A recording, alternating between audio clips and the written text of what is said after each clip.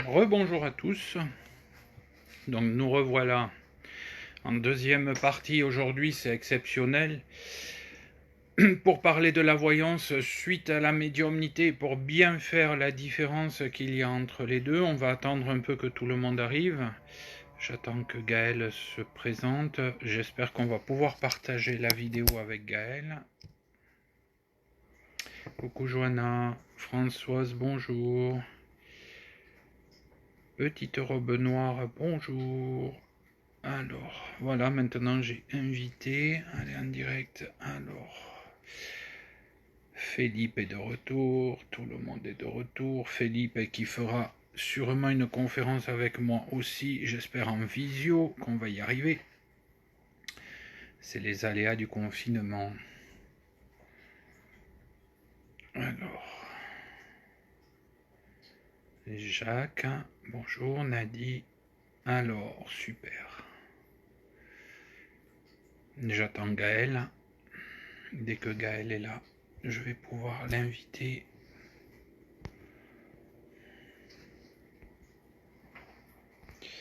Alors, on va reparler de choses différentes, hein, puisqu'on a parlé tout à l'heure de la médiumnité. Là, on va reparler maintenant de la voyance. Je tenais à vous préciser que tous les jours, en général à 16 heures, voilà, il y a Gaël qui est là, donc on va l'ajouter à l'écran. Coucou Gaël qui va arriver avec moi, on va être tous les deux à l'écran, j'espère que ça va fonctionner cette fois-ci. Donc je tenais à vous préciser que tous les jours à 16 heures, en général 17 heures, il y a Marie UV, H-U-V-E-T. Marie est quelqu'un d'exceptionnel, c'est une personne que j'aime beaucoup dans sa façon de faire. Elle travaille pour la lumière aussi, donc Marie UV tous les jours qui fait des conférences sur Facebook, je vous conseille d'aller voir, c'est très très très intéressant pour le développement personnel. Ça parle un peu de tous les sujets. Marie est quelqu'un d'exceptionnel dans ce milieu de la voyance et des conférences. Donc Marie, si tu nous regardes, un gros coucou. Alors Gaël a joué en cours, j'espère que ça va passer. C'est compliqué aujourd'hui. Hein. Bonjour Angélique, bonjour tout le monde. Donc vous ferons comme tout à l'heure. Gaël me posera des questions, vous pourrez en poser aussi, on prendra la question des uns et des autres et on est là uniquement pour essayer d'éclaircir certains sujets qui vous tiennent à cœur et pour bien comprendre comment se passe la médiumnité et la voyance en essayant d'être le plus clair possible. On ne dit pas qu'on détient la vérité, mais on essaie de s'en rapprocher le plus possible et toujours, toujours de vous mettre en garde contre tous les charlatans qui puissent exister, et il y en a de plus en plus. Alors Gaël, pourquoi tu peux pas jouer en cours, pourquoi ça passe pas? Voilà Gaël. Bonjour tout le monde. Voilà, je vous présente Gaël Bouvard qui est une amie depuis très très très longtemps. Gaël qui est parmi nous aujourd'hui et qui... Bonjour Ariel, bonjour tout le monde. Donc Gaël qui va faire des conférences avec moi, on va en faire plusieurs, on vous prépare plein de choses, on verra par le futur comment ça va se passer. Donc aujourd'hui, Gaël, on va parler donc de la voyance. Tout ça, on devait le faire sur YouTube. Malheureusement, ça n'a pas fonctionné. Hein. Vous voyez bien qu'on a des soucis. En plus, il y a de gros orages ici dans le sud. Qui tente rien n'a rien. N'est-ce pas, Gaël? Tout à fait. Tu veux nous parler de toi un petit peu? Pardon? Est-ce que tu veux nous parler de toi un petit peu?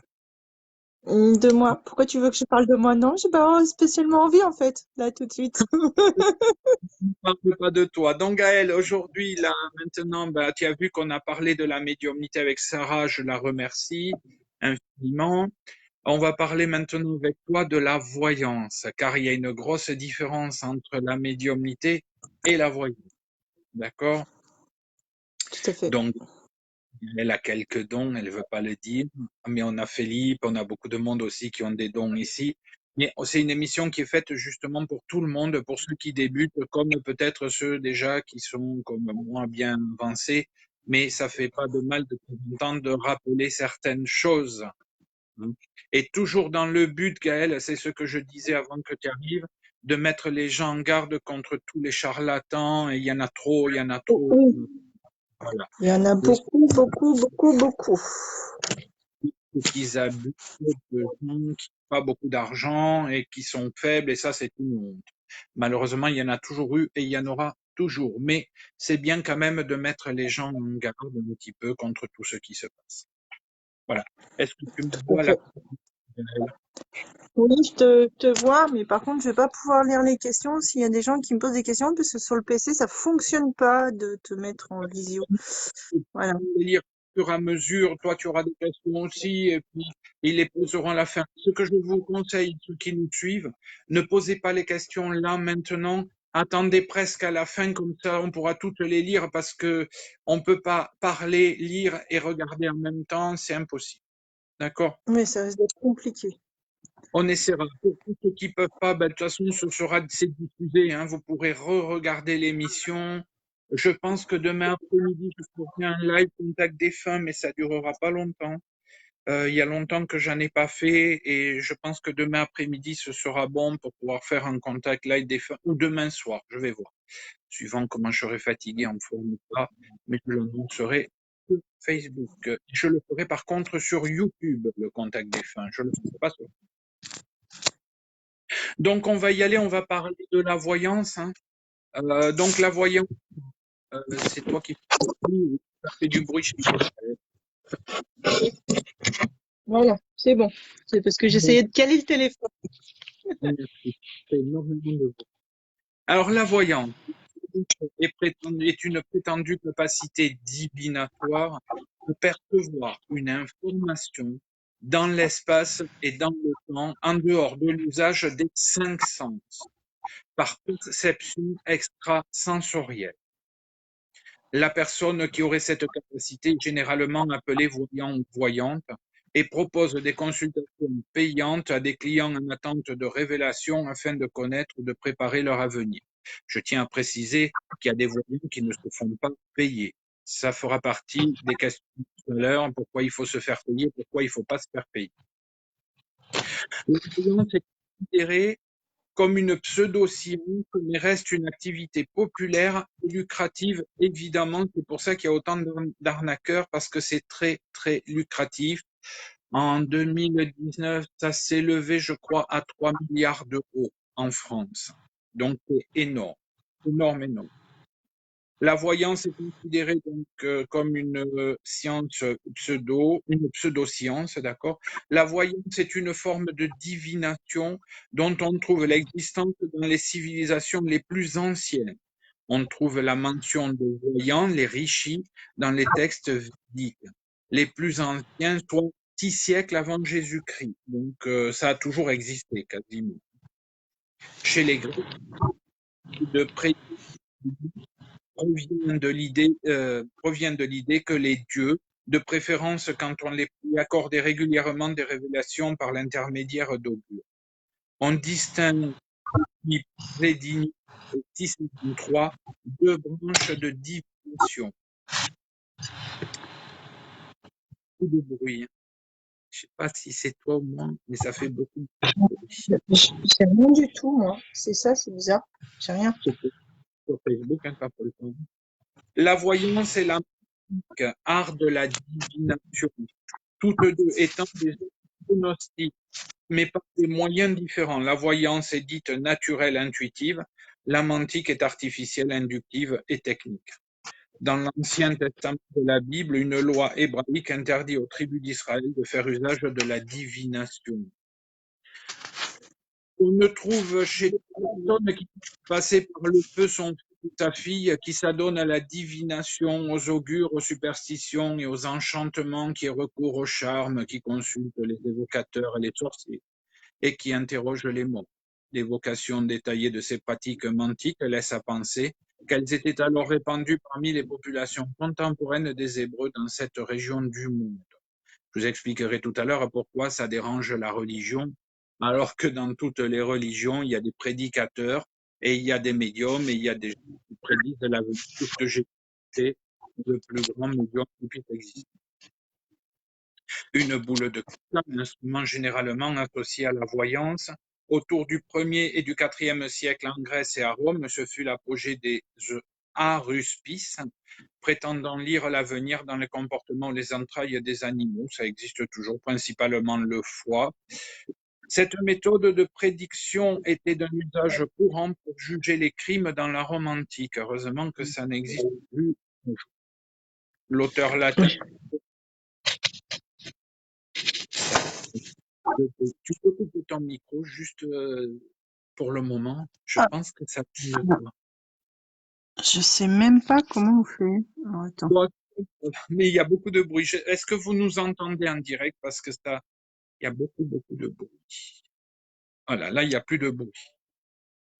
Donc, je disais, l'auteur latin Cicéron, dans de Divinatione, brosse autour de 44 avant Jésus-Christ un tableau très complet des pratiques de son époque, les augures, les aruspices, l'astrologie, les prophéties, l'oniromancie, et se livre à une critique méthodique des arguments en faveur de la divination sous forme d'un dialogue entre son frère Quintus et lui. À la même époque se développe en Asie le Yiking ou le Yijing, basé sur la symbolique taoïste du yin et du yang.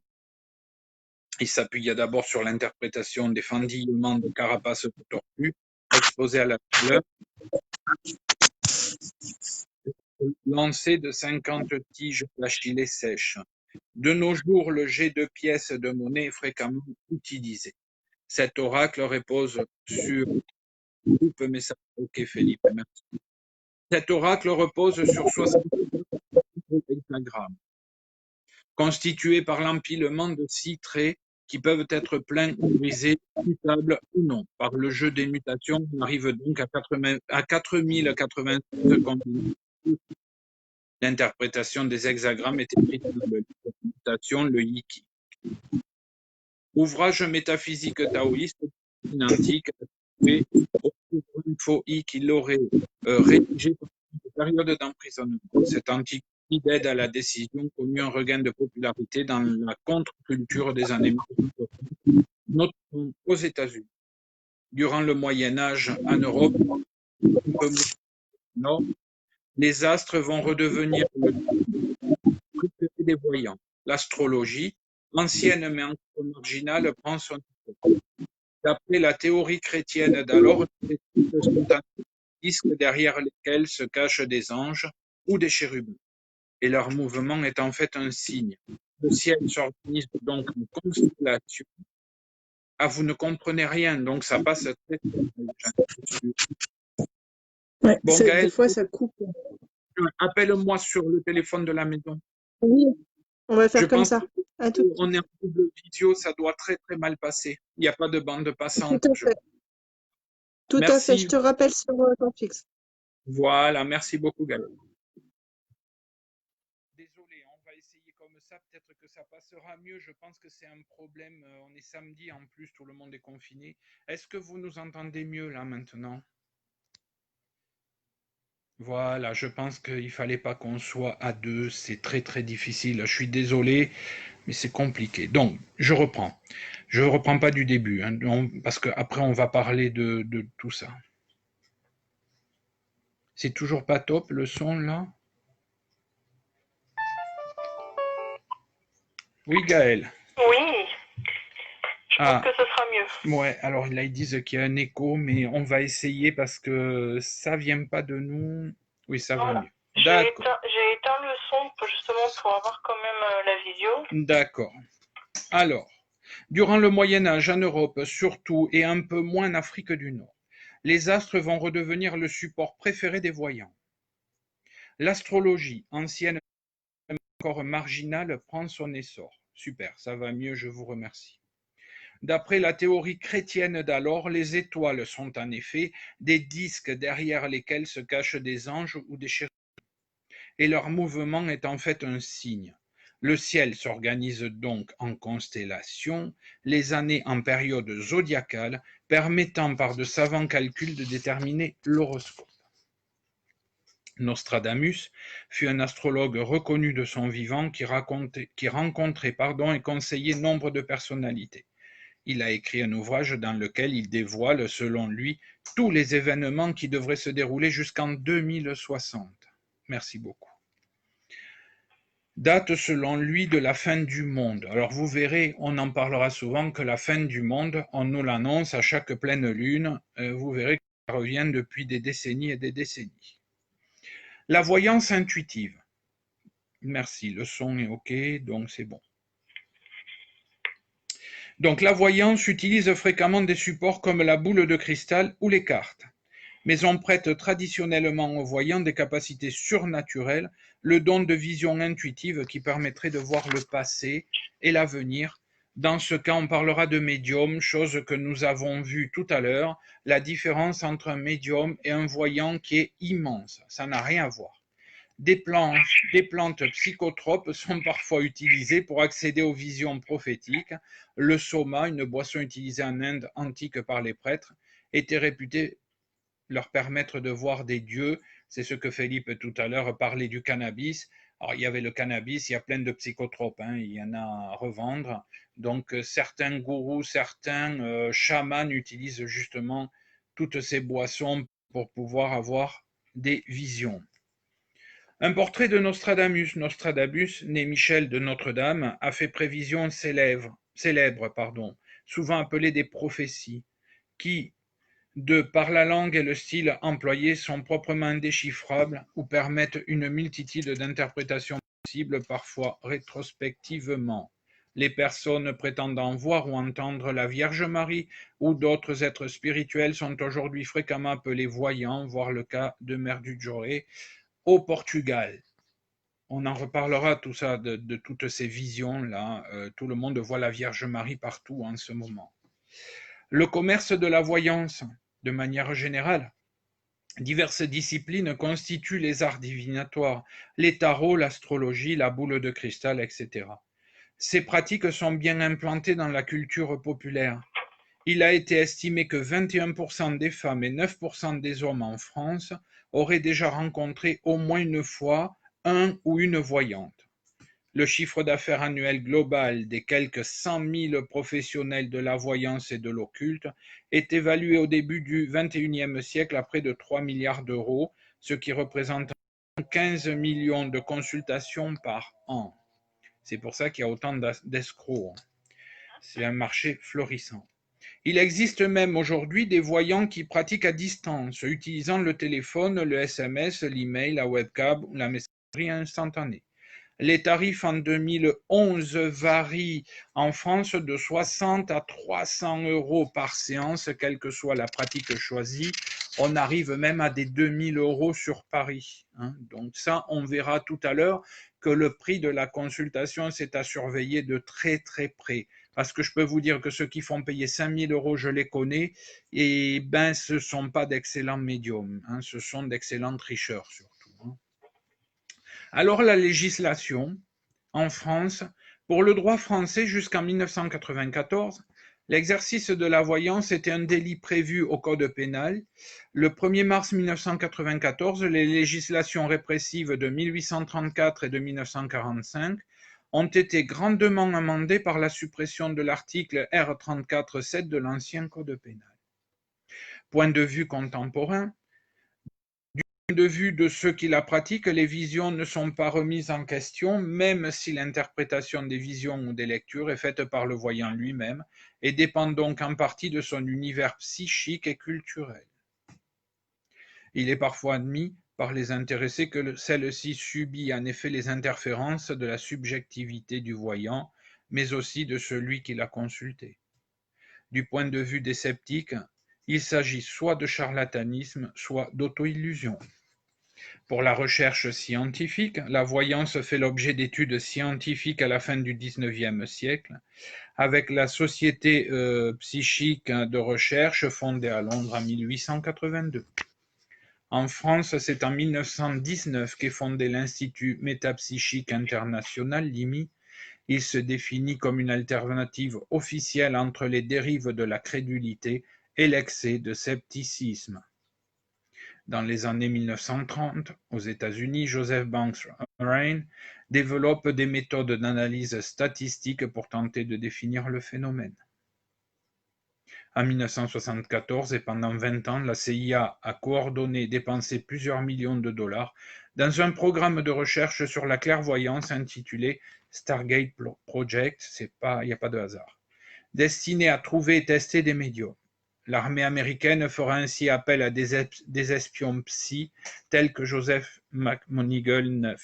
Différents tests impliquant des nombres, de cartes à jouer, de mains dans le dos, etc. semblent démontrer que le taux de chance pour un voyant de trouver la bonne réponse est la même que pour un individu quelconque qui le devinerait.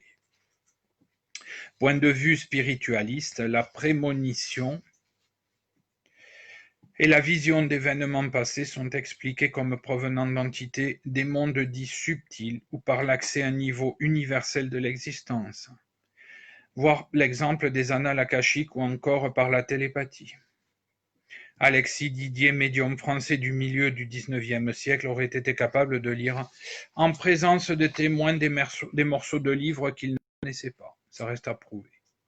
En France, quelques voyantes ont eu une certaine renommée depuis Madame Soleil, dans les années 1960, jusqu'à Maud Christen au XXIe siècle, évoquée par Marie-Monique Robin dans son film intitulé Sixième Sens, la science face au paranormal. Bon, voilà quelques lignes qui résument, donc pour bien faire la différence entre un médium et un voyant. Le médium donc va avoir directement les entités en couleur ou en gris ou en noir et blanc. Un voyant ne peut pas voir les entités. Gaëlle, est-ce que tu as des questions? Oui, j'ai des questions. Alors, première question. Les voyants se servent de tout support. Lesquels?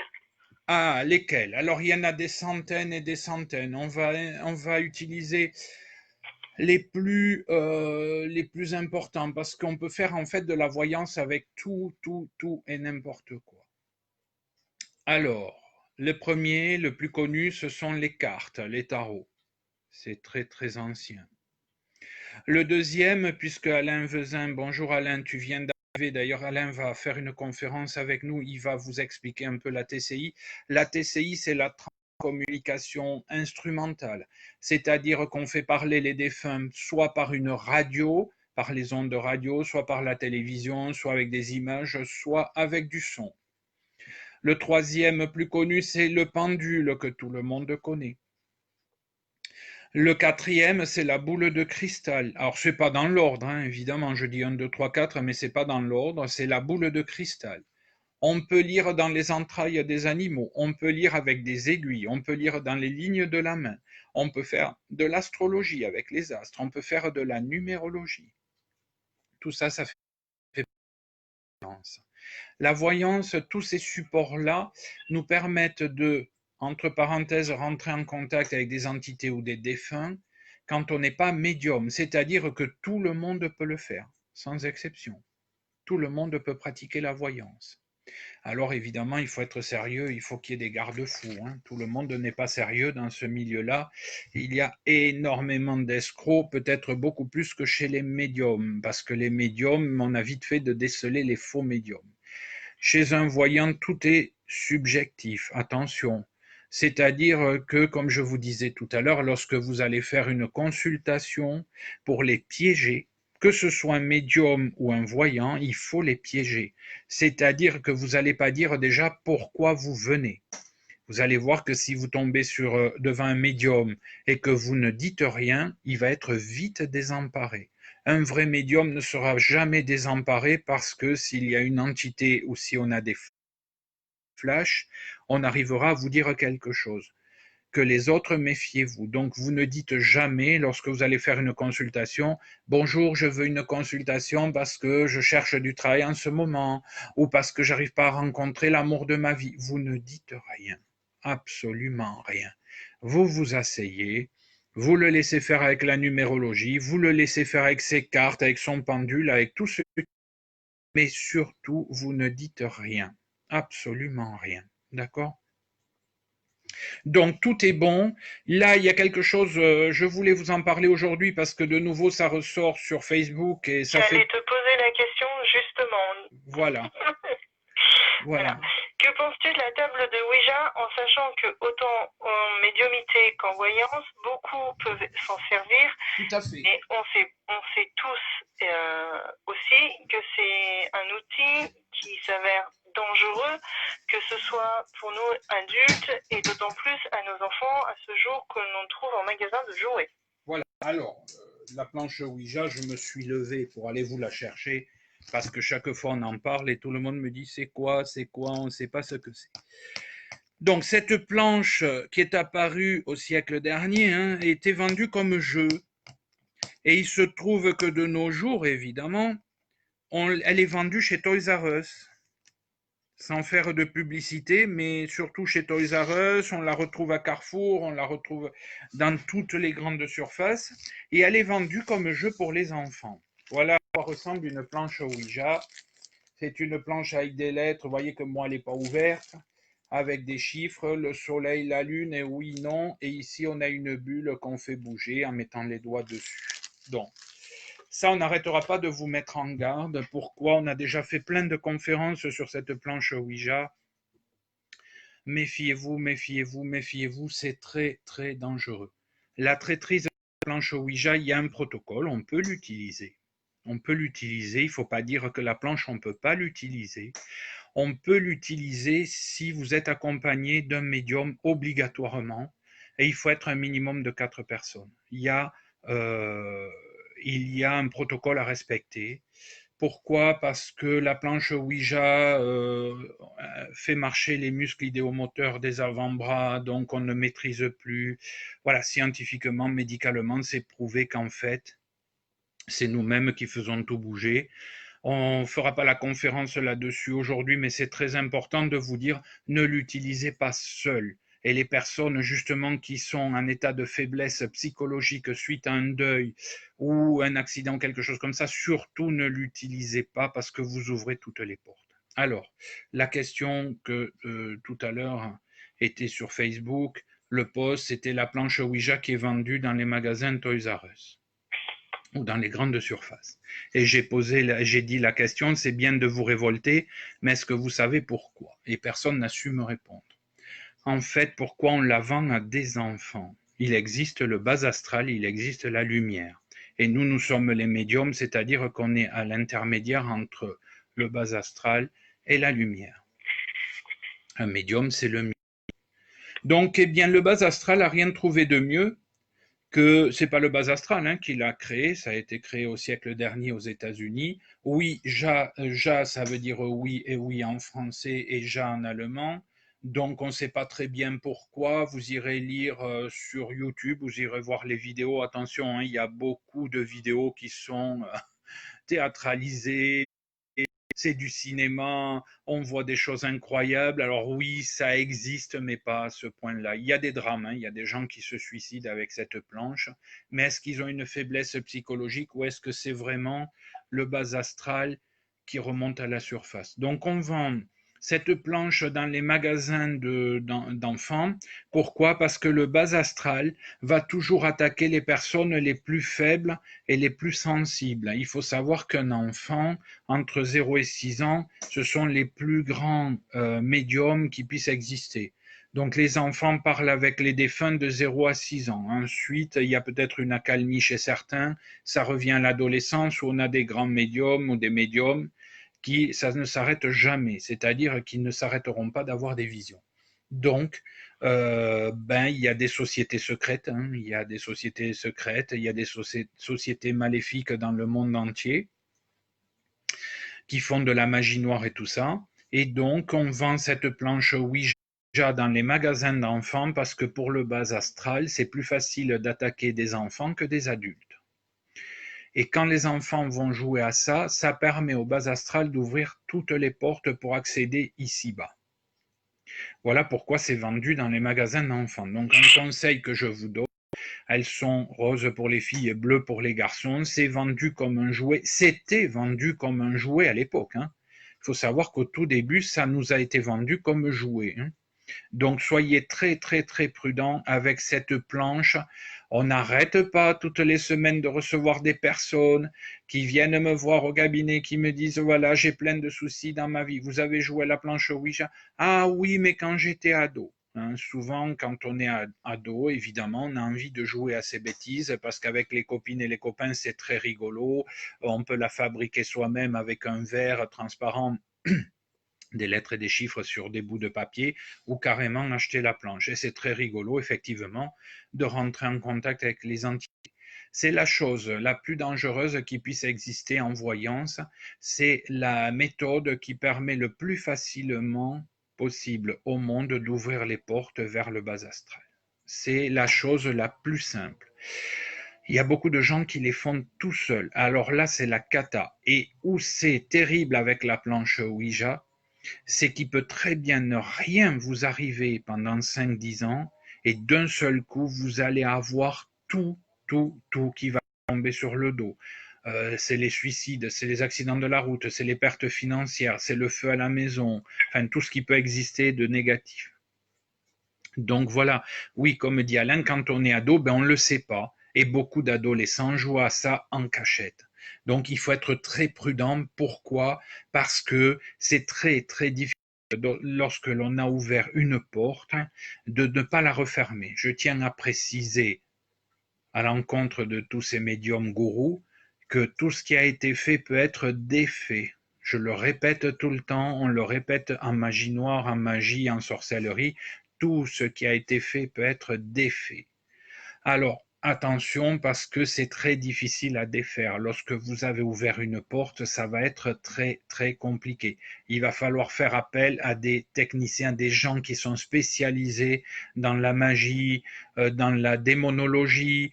C'est très long. C'est compliqué pour les gens parce que ça engendre des problèmes psychologiques, financiers, tout ce qui s'ensuit. Donc, soyez très prudents. Donc, la planche Ouija, on peut l'utiliser à une condition, respecter un certain protocole que seuls les professionnels connaissent et on peut l'utiliser uniquement en présence d'un médium. Si vous n'êtes un médium ou si vous êtes un médium vous-même, il vaut mieux faire appel à un autre médium. Comment se passe une séance de Ouija? Méfiez-vous parce qu'on peut rentrer en auto-hypnose, en état de catalepsie,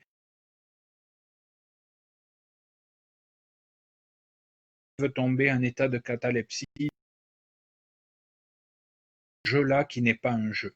C'est un jeu diabolique. Donc la planche de Ouija à éviter absolument, sauf par des professionnels qui ont l'habitude, et même avec des professionnels, il faut être prudent parce que comme j'ai dit tout à l'heure, la traîtrise de la planche Ouija, soit le jour même ou le lendemain, vous avez un accident où il arrive quelque chose de très grave, voire se tuer, des pendaisons, puisqu'il y en a qui aiment les pendaisons, accident de voiture, soit ça peut arriver 20 ou 30 ans après au moment où on ne s'y attend plus. Donc à éviter la planche Ouija. D'accord? Voilà. Alors après, il y a la cristallomancie, il y en a des centaines, hein. Je vais reprendre mon papier parce qu'il y en a tellement, tellement. En fait, on peut faire de la divination avec tout ce que vous voulez. Les bougies, les coulures de bougies, Pardon, Gaël? Les bougies, le marc de café. Le marc de café, enfin, il y a des tas et des tas de choses. Voilà, il y a les runes, voilà, je l'ai. Il y a la chiromancie, il y a l'astrologie. Alors, sans danger, on va y aller on va être pratique. Donc, sans danger. Qu'est-ce que vous pouvez faire sans danger, sans avoir aucun risque? Vous pouvez faire les cartes. Les cartes divinatoires n'ont jamais ouvert de porte de base astrale. C'est pas vrai, puisqu'on ne fait pas appel à des entités. On fait appel à un support, mais il n'y a pas d'entité derrière. On peut faire la numérologie. Vous n'arriverez rien si vous faites la numérologie. C'est des mathématiques. Et la numérologie marche très très bien pour faire de la divination. On a les runes, c'est exactement la même chose. La cristallomancie, c'est-à-dire les boules de cristal. La chiromancie, c'est-à-dire lire dans les lignes de la main. Et l'astrologie avec les astres. Vous n'avez qu'à aller voir Jacques Birolini, qui est un très très très bon astrologue, qui est adorable, il est super sympa et très compétent. Je confirme. Voilà, Jacques Birolini, qui est sur Facebook, qui est un ami, qui est quelqu'un d'extraordinaire. Comme je vous ai dit, je ne fais pas de la publicité par hasard. Si je le recommande, c'est parce que voilà, je sais qu'il est correct et il est droit. Et vous avez Alain Vezin qui est là, qui est sur Facebook aussi et qui fait de la TCI. Il y en a d'autres que je ne recommanderais pas par contre. Alors, avec un risque important, hein, évidemment, il y a le pendule qui ouvre les portes. C'est comme la planche Ouija. Je sais que beaucoup de gens tombent des nues lorsque je parle du pendule et que je dis que c'est très dangereux. Oui, parce que le pendule, vous ne savez pas qui est derrière le pendule. Le pendule, on peut ouvrir des portes. Alors, le pendule, pour moi, c'est divinatoire, mais pas pour faire de la voyance. Le pendule, à la base, il a été inventé pour rechercher l'or dans l'Antiquité. À l'époque, la géobiologie, mais il cherchait l'or et l'eau. C'était la seule chose pour laquelle le pendule était destiné. Et pour moi, ça reste toujours les deux seules choses pour lesquelles il est destiné. La recherche de personnes disparues, la recherche de l'eau, de l'or, si vous voulez, ou d'objets disparus, mais ça reste dans la géobiologie. Voilà. Et pas pour faire de la divination. Il n'y a rien de plus bête qu'un pendule lorsque vous posez une question, est-ce que je vais trouver du travail? Oui, non. Pour moi, ce n'est pas de la voyance. Il n'y a rien de plus stupide qu'un pendule pour faire des arts divinatoires.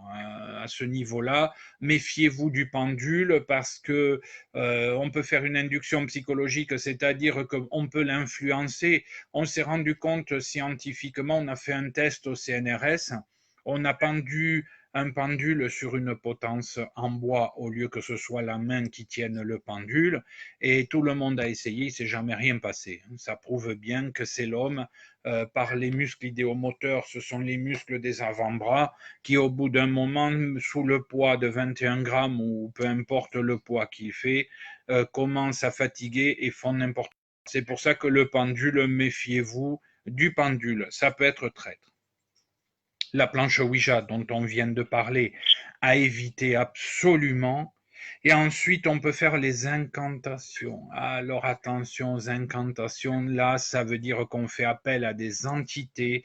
En général, on fait des incantations pour faire de la magie noire. On peut en faire pour faire de la magie blanche, mais on ne sait pas qui c'est qui vient derrière. Donc les incantations, attention. Ensuite, la TCI, transcommunication instrumentale. On fait parler les morts à travers une fréquence radio ou visuelle comme la télévision. On utilise des spirit box. Alors c'est un grand mot pour pas dire grand-chose. Hein. C'est une radio qui balaie toutes les fréquences. Ensuite, on a des programmes informatiques. Mais avec tout ça, il faut encore rester très prudent. Tout ce qui fait appel à la technologie, il faut rester très, très prudent parce qu'il y a beaucoup, beaucoup de tricheurs qui, avec les ordinateurs aujourd'hui, arrivent à vous faire croire tout et n'importe quoi. Alain ne me démentira pas, la meilleure TCI, c'était lorsqu'on utilisait un magnétophone et la radio à l'époque, et point barre, pas d'ordinateur, rien du tout. Voilà. Alors, les cartes divinatoires, hein, elles remontent à la dynastie Tang 618-907, donc voyez que ça date pas d'aujourd'hui. La numérologie, elle est née avec Pythagore, hein, 6 siècles avant Jésus-Christ. Les runes, ça signifie secret, personne ne peut dire l'origine. Selon les Islandais, elles ont une origine divine, mais il n'y a que. La cristallomancie, souvent la boule de verre est utilisée comme accessoire de physique, de chimie et d'alchimie. Son utilisation comme support d'induction d'un état hypnotique est relatée en 1900 pour la première fois. C'est ce que je disais l'autre jour quand on faisait un salon. Pourquoi les voyantes avaient une boule de cristal? Rassurez-vous, il y en a très peu qui lisent dans les boules de cristal. Hein. En fait, ça a un pouvoir hypnotique. Hein. C'est-à-dire que lorsque vous la posez sur le bureau, déjà, ça impressionne les gens. Parce que les gens se disent, oh là là, mais comment elle peut voir là-dedans alors que moi, je vois rien. Vous voyez, moi, je suis médium. Boule de cristal, j'ai essayé, je vois rien. Hein. Je vois à travers, je ne sais pas ce qui se passe. C'est un peu le même effet lorsque chez vous, vous avez un feu de cheminée ou que vous allumez, une bougie, c'est hypnoptique. On est attiré par la flamme, ça va attirer votre attention et c'est là où c'est dangereux. Faites attention parce que qui dit hypnoptique, l'autre il peut vous raconter ce qu'il veut derrière et vous allez répondre oui ou non, vous allez confirmer ou infirmer, mais comme vous aurez le cerveau qui sera captivé par la flamme ou par la boule de cristal, méfiez-vous de ce qu'il raconte. La chiromancie, les lignes de la main et la morphologie de la main, c'est une méthode assez codifiée, mais il s'agit néanmoins d'une pseudo-science. Aucune étude scientifique n'a jamais corroboré ces postulats, nés en Europe au XIIe siècle. L'astrologie, bien, c'est un ensemble de croyances et pratiques fondées sur l'interprétation symbolique des correspondances supposées entre les configurations célestes et les affaires humaines. Collective ou individuelle, son origine, elle est partie de Sumer, 4 siècles avant Jésus-Christ, puis l'Égypte, Babylone, fleuve, Tigre, golfe Persique, pays arabes et Occident. Elle est reconnue comme une pseudo-science. Elle est reconnue.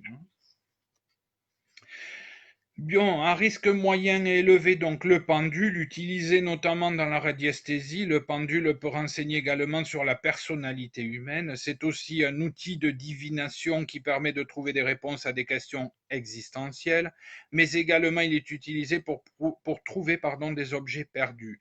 Son origine, c'est l'Antiquité gallo-romaine. Au XVe siècle, on l'utilise pour trouver les sources. 2 siècles plus tard, retrouver des objets et répondre à des questions. À l'origine, c'était fabriqué avec des baguettes de bois, puis taillé en pierre. Son essor sera au XVIIe siècle pour chercher de l'or. La chaîne du pendule doit mesurer entre 5 et 25 cm. Son poids idéal est de 20 grammes. L'arnaque en tout genre pour vendre des pendules, on peut les fabriquer avec n'importe quoi. Vous n'êtes pas obligé d'acheter un pendule. Nos grands-mères les faisaient avec des chaînes de bébé et des alliances ou ce qu'elles trouvaient, du plomb, n'importe quoi. Vous pouvez les fabriquer vous-même. Il y a beaucoup d'arnaques dans la vente de pendules. Tous ces pendules qu'on vous vend soi-disant en pierre, vous grattez les pierres et vous apercevrez que ce n'est pas de la pierre et ainsi de suite. Méfiez-vous, il y a beaucoup de faux. On optera plus pour des pendules en laiton parce qu'il faut quand même qu'ils soient assez lourds, 20 grammes. Donc méfiez-vous, c'est très joli, voilà, c'est fait pour vendre, comme tous les jeux de cartes aujourd'hui, les cartes des licornes, les cartes des voitures, les cartes des astres, les cartes des anges, des archanges et de je ne sais quoi, on vende tout et n'importe quoi, c'est juste commercial. Et la planche Ouija, donc le nom Ouija a été inventé aux USA au début du XXe siècle par Charles Kennard et Elijah Bond, ce qui n'a rien à voir avec James Bond, c'est pas du tout la même famille. Le nom Ouija correspond à la juxtaposition du mot oui et ya en allemand. On devrait donc prononcer Ouija et pas Ouija. Il s'agit d'une allusion à la question traditionnellement posée en début de séance par les participants. Esprit, es-tu là? Dont la réponse logiquement attendue est oui. Voilà, donc voilà comment ça se passe. Charles Kennard aurait prétendu que le mot Ouija signifiait bonne fortune en égyptien ancien et que le nom lui avait été dicté par la planche elle-même lors d'une séance. Cette affirmation a unanimement été démentie par les égyptologues. Le nom Ouija est une marque déposée chez Parker Brothers. La Ouija est arrivée en France après la Seconde Guerre mondiale. On l'appellera aussi planche parlante ou planche à esprit. Je bafouille parce que j'ai tellement de choses à vous dire. Pourquoi après la Deuxième Guerre mondiale? Il est évident qu'avec tout ce qui s'est passé, il y a eu beaucoup de défunts. Et les gens étant très malheureux, les femmes seules, les enfants orphelins, on avait envie dans ces périodes-là de rentrer en contact avec les défunts, ce qui est complètement légitime. La société des 2 inventeurs ayant fait faillite, ça leur a pas porté chance. Elle sera reprise par 2 employés qui vendront la Ouija comme jeu de société dans les années 20. La Ouija connaîtra son essor en tant que planche divinatoire. La Ouija est l'héritière de nombreuses pratiques historiques, les planchettes divinatoires chinoises, qui furent principalement utilisées lors de la dynastie Ming de 1368 à 1644 après Jésus-Christ, tablettes avec stylet et sable plus cendre. Vous voyez que ça ne date pas d'aujourd'hui, c'est très vieux comme méthode. Le foie de Piacenza, je vous invite à aller le voir sur YouTube. Vous tapez le foie de Piacenza, date du 2e et 3e siècle avant Jésus-Christ, plaque de bronze en forme de foie recouverte d'inscriptions étrusques. Le milieu du 19e siècle connut un fort engouement pour le spiritisme, perçu comme une nouvelle science qui, pensait-on, permettrait bientôt de communiquer avec le monde des morts. Un très grand nombre d'outils virent le jour. Ils permettaient d'obtenir facilement des messages de l'au-delà sans avoir obligatoirement recours à l'intervention d'un médium. Il est bien évident que la voyance vous permet de rentrer en contact avec des entités ou des défunts sans avoir recours avec un médium. C'est pour ça que tout le monde peut le faire, mais encore une fois, prudence. À partir des années 1870, les adeptes du spiritisme mettent au point divers systèmes mettant en jeu une aiguille désignant des lettres et des chiffres écrits sur un support.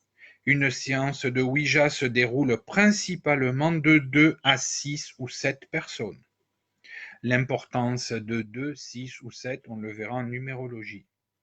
Il est possible d'utiliser seule la Ouija. Pour pratiquer sans risque, du moins risque amoindri, personne expérimentée ou médium, gens de confiance, exclure les sceptiques et les moqueurs, ne jamais l'utiliser seul.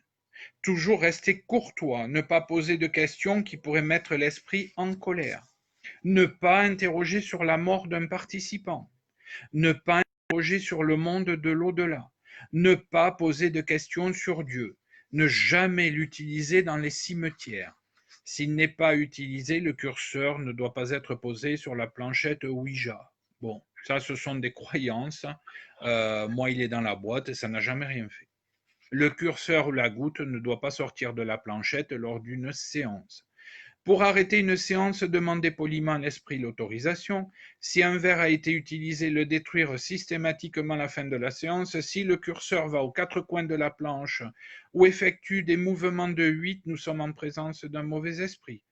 Si la séance se déroule mal, il est urgent de terminer la conversation le plus rapidement possible. Et vous verrez que souvent, quand vous regardez des émissions avec la planche Ouija, on a ce fameux démon Zozo qui apparaît. C'est pour ça qu'on dit aux gamins, tiens, drôle de Zozo. Bien, vous irez regarder qui est le démon Zozo, puisque c'était une petite fille. Je ne vais pas vous raconter l'histoire là aujourd'hui. Et vous comprendrez pourquoi tout a une signification quand on dit à un gamin, tiens, drôle de Zozo. Mais je vous laisse faire vos recherches sur YouTube ou sur Google. Tu voulais dire quelque chose? Non, je suis d'accord avec toi. Bon, pour les scientifiques, la Ouija repose sur l'effet idéomoteur. La main du ou des participants est parcourue par des micro-mouvements musculaires dont celui-ci n'a pas conscience, et de ce fait, il provoque les déplacements du curseur.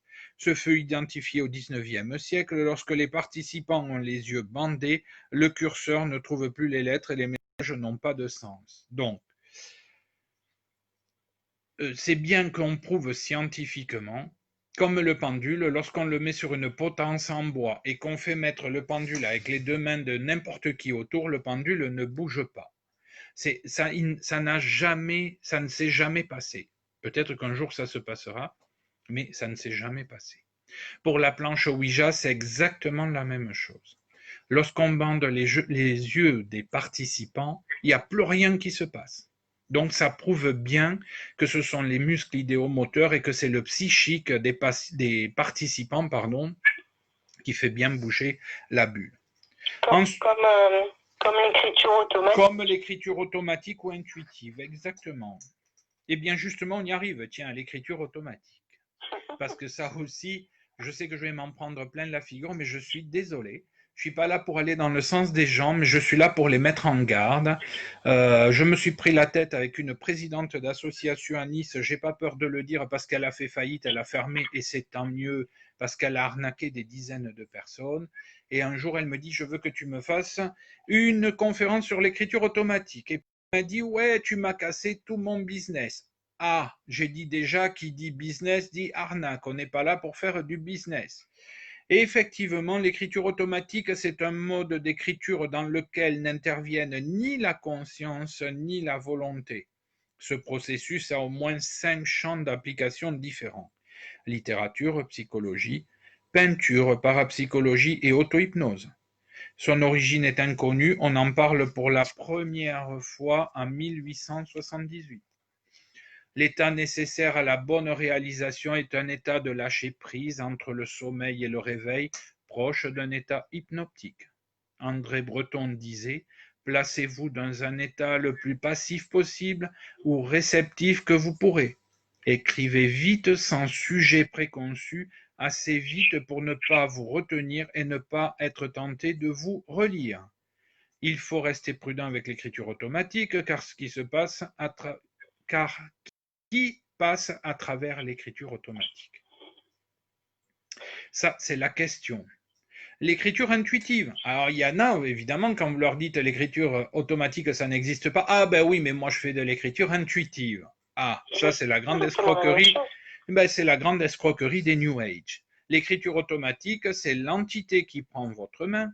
L'intuitive consiste davantage à être inspirée par les entités ou à écrire ce qu'elles vous communiquent. Dans le cadre de cette pratique, la semi-possession ne se fait pas. L'entité reste avec vous, mais reste à distance. C'est ce qu'on appelle de la télépathie. Alors pourquoi je dis que c'est une escroquerie? Pour le moment, je le dis et je le répète, pour moi c'est une escroquerie. Et à chaque fois que je dis ça, il y a toujours des malines ou des malins sur Facebook qui me disent « vous racontez n'importe quoi, moi je l'ai fait, ça marche ». D'accord, vous l'avez fait, ça marche, prouvez-le. Prouvez-le. Et comme par hasard, ouais, vous êtes un con, n'importe quoi. Voilà, ça c'est les gens un peu abrutis, simples d'esprit, qui n'ont comme réponse que l'insulte. Alors évidemment, on a fait des milliers de recherches scientifiques avec l'écriture intuitive ou l'écriture automatique. C'est pas moi qui les ai faites, ce sont de grands mathématiciens et physiciens. Tout le monde aura vu et on le voit toujours sur YouTube.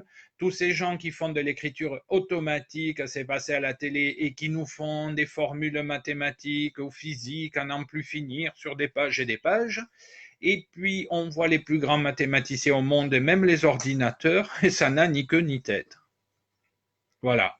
Et moi, si un d'entre vous fait de l'écriture automatique ou intuitive et me donne des détails sur l'avenir, si quelqu'un avait pu prédire le Covid avant qu'il arrive ou des conneries comme ça, eh bien là, je dirais oui.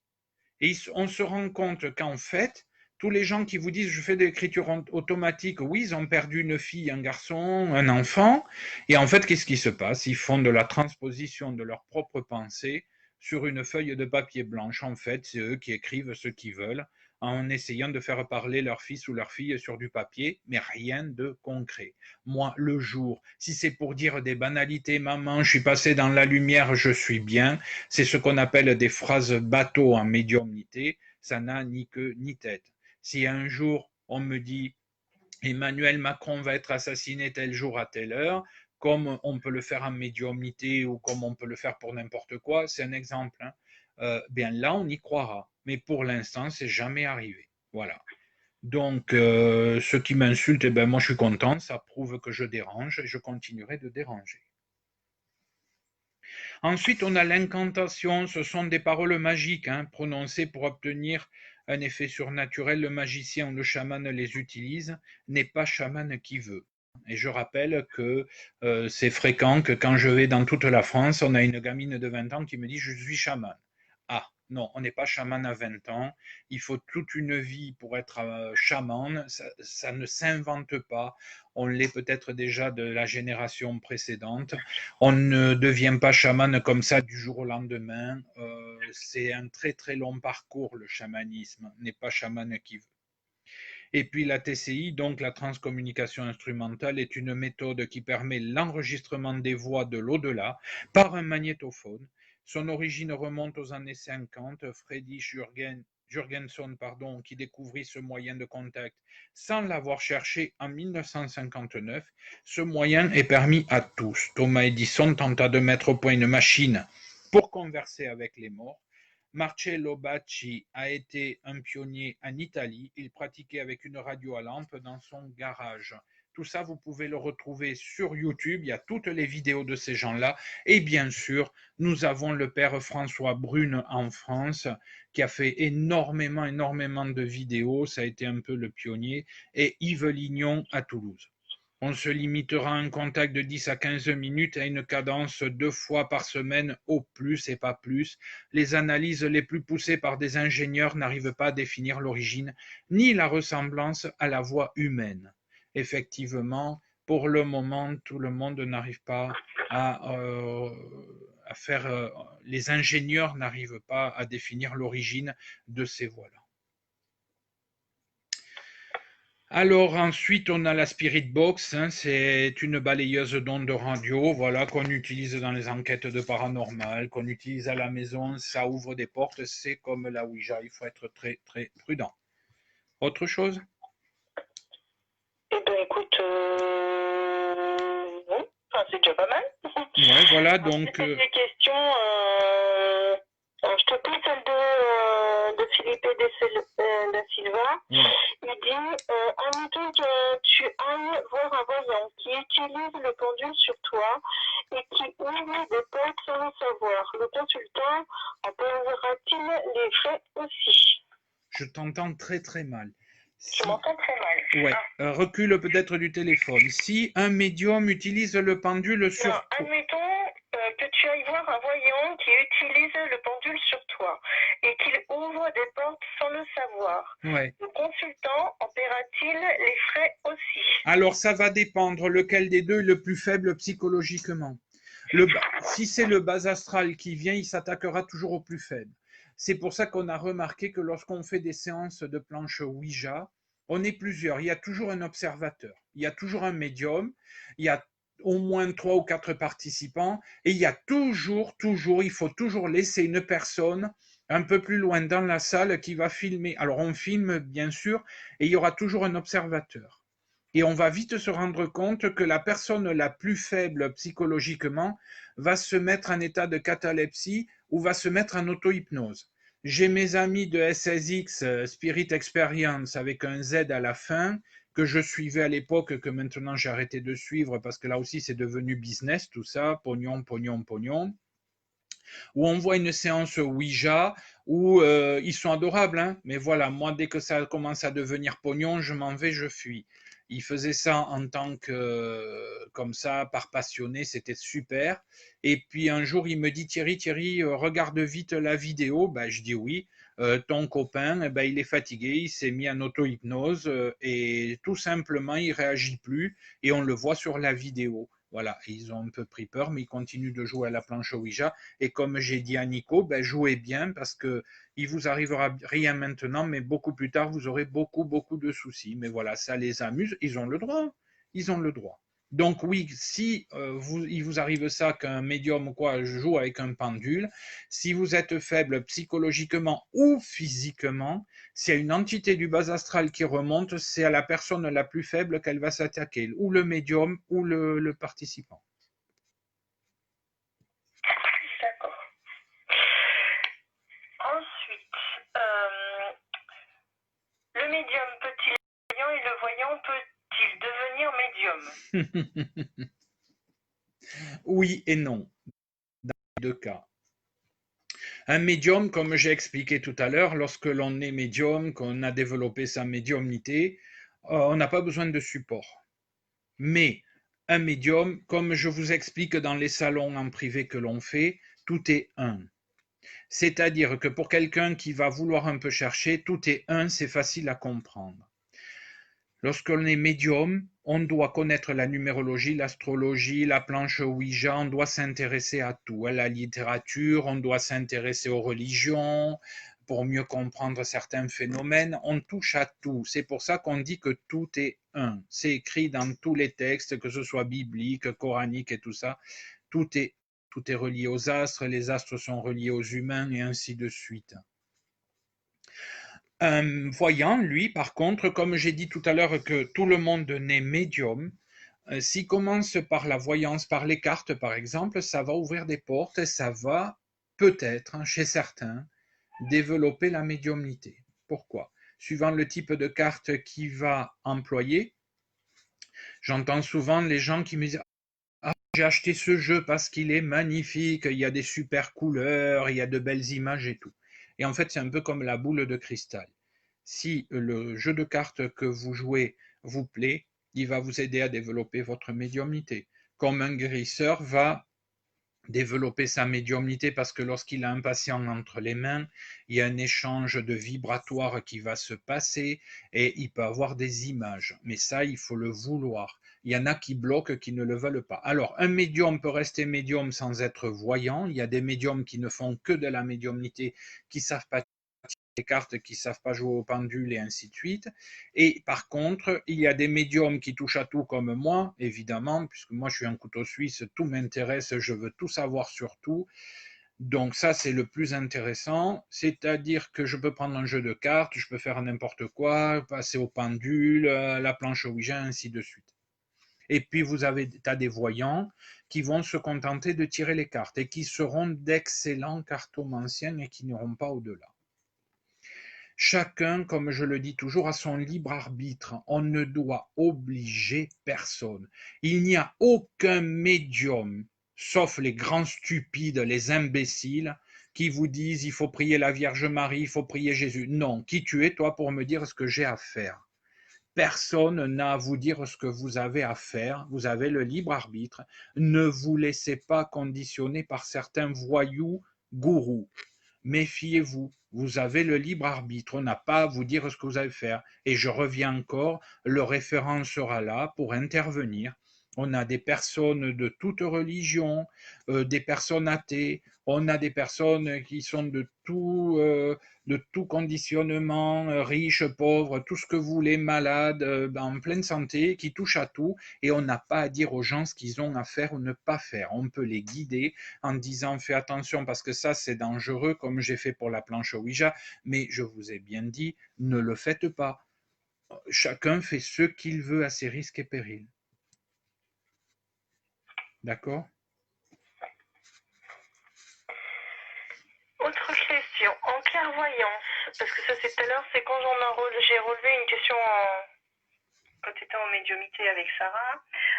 En clairvoyance, pourquoi les voix sont plus ou moins basses en fonction de qui nous parle? Alors c'est aussi simple, c'est très simple à expliquer. Lorsqu'on fait de la clairvoyance ou de la clairaudience, d'ailleurs on va en parler de tous les types de clair, clair, clair. Un voyant, lui, ne va pas voir. Il peut être clairaudient, c'est-à-dire qu'il va entendre le défunt, mais il ne va pas le voir. Un clairvoyant va voir le défunt, mais il ne l'entendra pas. Et un médium va voir et va entendre. Pourquoi des fois c'est fort, pourquoi des fois c'est faible? Parce que pour qu'ils puissent venir de là-haut, il leur faut beaucoup d'énergie. Beaucoup, beaucoup d'énergie. Et nous, il nous faut de l'énergie aussi. Quand c'est faible, soit ils sont morts depuis très très longtemps. Vous voyez, quand moi je fais des contacts défunts, des fois je dis, oh là là, attendez, attendez. Et puis alors, t'as les gens toujours qui sont obligés de parler, parler, parler. Ils comprennent pas qu'on doit se concentrer, mais c'est pas grave. On le répète à chaque émission, mais fermez vos gueules, quoi. Eh ben, c'est parce qu'ils ont besoin de beaucoup d'énergie. Et si ils ont l'accord pour venir nous parler, ils n'ont pas beaucoup d'énergie, ça pour le moment on ne sait pas l'expliquer, eh bien ce sera plus long, ce sera plus lent, ce sera très faible. Vous voyez que des fois on dit attendez, ne parlez pas, il est en train de me parler mais j'entends pas ce qu'il me dit. C'est pour ça qu'il faut beaucoup de silence. Comme je dis, et c'est une phrase moi que je répète même lorsque j'enseignais tout ça, faites silence. Dans le silence, vous entendrez tout. Mais non, il faut toujours qu'il y en ait qui parlent des pipelettes. Faites silence. Et pour développer la médiumnité, on n'en a pas parlé tout à l'heure, mais faites silence. C'est dans le silence que vous entendrez tout. Donc c'est une question d'énergie, Gaëlle. Voilà, tout simplement. D'accord. Alors, est-ce qu'un voyant peut ressentir un défunt qui soit mauvais ou bon? Oui, façon de parler, tu vois. oui, je comprends. Ouais, que ce soit une bonne entité. Alors, on ne parle pas de défunt. Dans ces cas-là, on parle d'entité parce qu'on ne sait pas qui est derrière puisqu'on ne voit pas. Donc, un voyant, qu'est-ce qui va se passer? Eh bien, c'est pas difficile. Si c'est du bas astral, si c'est une mauvaise entité, on a des ressentis comme si on avait la grippe. On a la chair de poule, on a froid et on a cette chose qui s'appelle une grande intuition qu'ont les animaux, un mauvais ressenti. Ouais, tu sais, des fois on dit oh là là, j'ai un mauvais ressenti sur cette personne, je la sens pas. Voilà. Donc ça, attention, ce sont des signes précurseurs qui mettent notre corps et notre cerveau en alerte, comme quoi on est en présence de quelque chose qu'on ne voit pas, mais qui est néfaste. Tout à fait. D'accord. D'accord. Tout à l'heure, tu as plus ou moins répondu à la question, mais le voyant peut-il avoir des visions? Alors, le terme voyant, il a des visions. Le voyant, il y a plusieurs voyants. Le voyant, bien souvent, aura des visions, mais ne voit pas comme un médium. Le clairvoyant, le voyant, va voir des images de quelqu'un de blanc, une fumée blanche, une fumée noire, grise. Il voit une silhouette, mais souvent il n'est pas capable de dire c'est un homme ou c'est une femme. Il voit quelque chose, mais il ne peut pas le définir. Le clairvoyant, lui, alors, c'est le poids des mots, hein, c'est ce que je dis toujours. Le poids des mots, c'est très important. Hein. Le clairvoyant, lui, peut voir, à la différence du voyant, il va voir si c'est un homme ou une femme ou un enfant ou un animal. D'accord. Tu comprends? Oui. Voilà. Acheter un oracle peut-il nous faire évoluer? Oui, bien sûr. Alors, les oracles, on y vient. Arnaque commerciale, mais bon, ça fait partie de ce siècle-ci, la société de consommation. Comme je dis toujours, si vous avez un jeu de 32 cartes et que vous savez le lire au bout de 30 ans à peu près, pour savoir le lire correctement, c'est vrai que c'est très long, c'est très compliqué. Un jeu de cartes, on le prend, il y en a qui voudraient savoir le lire tout de suite. Ben non, c'est comme quand on est enfant, qu'on apprend l'alphabet lettre après lettre, et puis après on fait des syllabes, et puis des mots, et puis des phrases, et ainsi de suite, et la ponctuation. Et bien pour les cartes, c'est pareil. C'est pour ça qu'on a de très bons cartomanciens, c'est inné chez eux, ils vont savoir tirer n'importe quel jeu de cartes, et d'autres qui vont étudier, qui n'y arriveront jamais. Donc oui, on peut acheter des jeux de cartes, mais je vous en supplie, toutes ces bêtises de jeux de cartes, des licornes, de ci, de là, oubliez ça parce que vous n'y arriverez jamais. On commence par le 32 cartes ou le tarot de Marseille. Ce sont les bases de la cartomancie. Ensuite, on a le Béline, on a l'oracle de G qui est récent, on a des tas de jeux qui marchent très très bien. Et puis, il faut savoir qu'en cartomancie, c'est pas vous qui allez choisir le jeu, c'est le jeu qui va vous choisir. C'est-à-dire que quand vous rentrez dans un magasin, eh bien, si vous êtes attiré par un jeu sans le vouloir, c'est pas vous qui êtes attiré, c'est le jeu qui va vous attirer. Et vous pouvez le prendre. Même si c'est des licornes, et vous verrez, je rigole, hein, mais même si c'est des licornes, vous verrez que vous le tirerez facilement. Voilà. Il faut qu'il y ait un amour entre vous et le jeu, et entre le jeu et vous surtout. Voilà. Il y en a qui pourront très bien lire le tarot, il y en a qui ne peuvent pas le lire. Le 32 cartes, il y en a qui trouvent ça très compliqué. Moi, je ne l'ai jamais appris, c'est inné. Sans qu'on me l'apprenne, j'ai su le lire depuis tout petit comme si c'est inné. Eh bien, il y a des personnes où tout va être très simple et d'autres, eh ben, voilà, c'est très compliqué. D'accord. Alors, une question du coup de Karine LMCN. Un voyant peut-il voir des choses qui correspondent à la vie antérieure du consultant? Oui. Alors, conférence sur les vies antérieures, c'est interdit dans les lois universelles d'aller voir ce qui se passe dans les vies antérieures. Ça, c'est la grosse arnaque, encore pareil, du New Age, les vies antérieures, les vies antérieures. Il est écrit dans les lois universelles de mémoire. À quoi bon aller chercher dans les vies antérieures si vous n'êtes pas capable de gérer votre vie actuelle? Deuxièmement, méfiez-vous de ces médiums gourous qui vous disent ouais, alors moi ce qui me fait rire, je suis content que tu me poses cette question parce que les vies antérieures, on va en parler 2 minutes. Vous remarquerez que tous ces gourous, ces imbéciles là qui vous parlent des vies intérieures, c'est systématiquement vous avez été roi, reine, Isis, Toutankhamon, vous avez été Louis XIV, Louis XVI, enfin vous avez toujours été quelque chose de magnifique. Par contre, vous n'avez jamais été ouvrier, vous n'avez jamais été boulanger, vous n'avez jamais rien été. stupidité. Méfiez-vous, méfiez-vous. Oui, la seule fois où l'on peut parler des vies intérieures que nous autorisent les lois universelles, je vous invite à aller trouver les lois universelles, je les ai mises sur Facebook, mais vous les retrouverez sur Internet. On peut parler des vies antérieures si par exemple un médium, toi Gaël, je te dis oh là là, mais dans ta vie antérieure c'est marrant parce que tu étais boulangère, tu étais prêtresse, je te vois faire des pains bizarroïdes.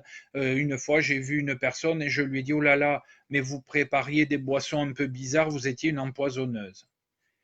Et puis elle m'a regardé, la personne, elle m'a dit, j'en étais persuadé parce que je suis très, très, très attiré par les plantes et les fleurs. Et je ne sais pas pourquoi. C'est la seule fois où les lois nous autorisent à parler des vies antérieures. C'est-à-dire que si on en parle, c'est pas nous. C'est qu'on nous autorise à en parler pour donner des indications aux personnes. Mais sinon, un conseil que je vous donne, méfiez-vous des charlatans qui vous disent je vais vous faire remonter dans vos vies antérieures. Pourquoi vous voulez aller voir dans vos vies antérieures? Occupez-vous de celle-ci déjà, qui est très compliquée, et n'allez pas voir dans les vies antérieures, parce que on peut faire tuer des personnes. Ça peut être très grave psychologiquement. Imaginez-vous que vous tombez sur quelqu'un et qui vous dise, voilà, mais vous avez assassiné des gamins ou des choses comme ça, ou vous avez tué votre mari. En général, ce sont des choses très très graves où vous étiez sorcier. On s'en fout. Les vies antérieures, sincèrement, on s'en moque. On vit au moment présent et on vit dans le futur. On n'a pas besoin d'aller voir dans les vies antérieures. Ça ne nous intéresse pas. D'accord. Alors, attends, une question. Philippe, encore, Ima. Tout à l'heure, on a évoqué la clairaudience et tu as dit que c'était dans la section voyance. Peux-tu développer? Alors, on a le voyant. Qui lui voit des images, des ombres, des choses comme ça. Ensuite, on a le clairvoyant, qui lui va commencer à voir des personnes, des animaux, si c'est des enfants, c'est-à-dire qui voit mais il n'entend pas. Et puis on a le clairvoyant qui va être clairaudient, c'est-à-dire qui voit, il entend. Mais il ne peut pas voir ce qu'il y a autour, il n'est pas encore au niveau du médium, qui le médium voit, il fait chaud, il fait froid, il est dans tel endroit, il est au bord d'une rivière et tout ça. Non. Le clairvoyant, lui, va dire je vois un monsieur, une dame, mais c'est flou, c'est pas net. Il porte un chapeau, mais je vois pas les détails. Le médium, lui, va voir tous les détails. C'est la grosse différence. Ensuite, on a les clairsentants. Alors, ça veut dire que chaque personne, de tout ce que je décris là, le voyant, le clairaudient et le clairsentant, ça ne veut pas dire qu'ils ont toutes les facultés. Le clairsentant, il peut sentir. Ah, il y a des odeurs de tabac. Tiens, ça me rappelle mon grand-père parce qu'effectivement, il fumait la pipe de tel tabac. Ça, c'est souvent, tu vois. D'accord. On a le clairsentant, on a le clairaudient, qu'est-ce qu'on a après? Il y en a d'autres, j'en oublie. Clairsentant, clairaudient, voyant, j'en oublie. Il y en a d'autres. Oui, mais celle-là, c'est les tours. Voilà, ce sont les principaux. Et puis, ensuite, tu as le voyant qui devient clairaudient, le clairaudient qui devient clairsentant. Ah, et le clairaudient, lui, c'est celui qui entend, Jeanne d'Arc. C'est-à-dire qu'elle entend des voix, mais elle ne voit pas, elle sait pas qui lui parle. D'accord? D'accord. Et puis, tu as celui qui a toutes les facultés. Mais encore une fois, qui n'est pas au niveau du médium, qui n'a que des visions succinctes, des images, des choses comme ça. Le médium, lui, c'est un film, comme je disais tout à l'heure, c'est un peu fatigant pour nous parce que c'est des films, c'est comme si on vivait la réalité, mais on n'est pas dans ce monde-là, on est là-haut. D'accord. Tu comprends? Oui, tout à fait. Voilà, j'espère que ça a été clair. J'espère aussi. Après, Brigitte, Dieu te garde. Alors, pardonnez-moi si je... Dieu te garde, ouais. J'écorche. Comment être sûr qu'entendre des voix n'est pas une neuro? Alors comment, justement? Ça, c'est une bonne question parce que, comme j'explique souvent, entre la psychologie et la médiumnité ou la voyance, il n'y a pas beaucoup, la frontière est très mince, et surtout en sorcellerie et en magie. On ne fait pas la différence entre quelqu'un qui est dans une grande dépression, quelqu'un qui simule et quelqu'un qui est vraiment possédé. Mais heureusement qu'on a des techniques pour savoir si la personne nous ment ou quoi. C'est ça. Alors, bien pourquoi savoir si c'est une maladie oh, j'arrive plus à parler, je suis fatigué, Donc, pardon, neurose, dégénérative, ou si c'est des voix qu'on entend qui sont réelles. Et bien pourquoi? Parce que si ce sont des voix, normalement, si c'est une entité que vous avez connue, vous allez reconnaître sa voix. Après, il ne faut pas que ce soit le cerveau qui les crée, parce que c'est la grand-mère dont on pleure tous les jours et qu'on veut vraiment rentrer en contact et qu'on n'y arrive pas. C'est pour ça qu'il faut bien être prudent à chaque fois. Donc, c'est intéressant si par exemple vous n'êtes pas toute seule à la maison et qu'il y a votre fille ou votre fils ou votre mari et vous lui dites entendu, il y a ma grand-mère qui me parle. Ben oui, j'ai entendu un chuchotement, mais je ne sais pas qui c'est. Donc déjà là, ça peut nous aider. Après, c'est très difficile. Pour savoir si c'est réel, il faut bien écouter la phrase. C'est pour ça que je vous dis, faites silence, taisez-vous, taisez-vous. Concentrez-vous sur la voix que vous allez entendre et vous allez voir si cette voix va être quelque chose de réel ou d'inventé. Si ça n'a ni queue ni tête, il faut se poser des questions. Normalement, quand vous savez, quand on a un message d'une entité, d'un défunt, ou même du bas astral, c'est quelque chose de probant, c'est quelque chose dont on sait de quoi il parle, quoi, de quoi il nous parle. Si c'est le grand-père qui te dit, tu sais, j'adorais la pêche, j'allais à tel endroit, bon, ça peut être vous qui l'inventez, mais enfin, si vous n'étiez pas très très proche du grand-père, ça peut être probant. Donc, je ne sais pas, c'est très difficile justement de savoir. d'accord. C'est un peu compliqué de savoir. Mais il faut le lâcher prise, hein, et il faut arrêter aussi toujours de se poser des questions, quoi. Et dernière question, enfin, du coup, là, c'est une question que moi, j'avais préparée. Surtout quand on lit les cartes, ne pas se compliquer la vie. Oui, alors ça c'est rigolo parce que quand je fais des ateliers à la maison, que j'ai 10-12 personnes à qui j'apprends à lire des cartes, ou même des cartomanciens déjà qui sont confirmés, parce que j'ai un ami là des fois qui est cartomancien, je vais chez lui, et je dis mais pourquoi tu compliques les choses? Il me dit mais avec toi tout paraît simple. Ben j'ai dit tu sais moi quand j'étais jeune, je l'ai fait aussi, je compliquais tout, en numérologie tout, on complique tout, l'être humain a la faculté de vouloir compliquer des choses très très simples.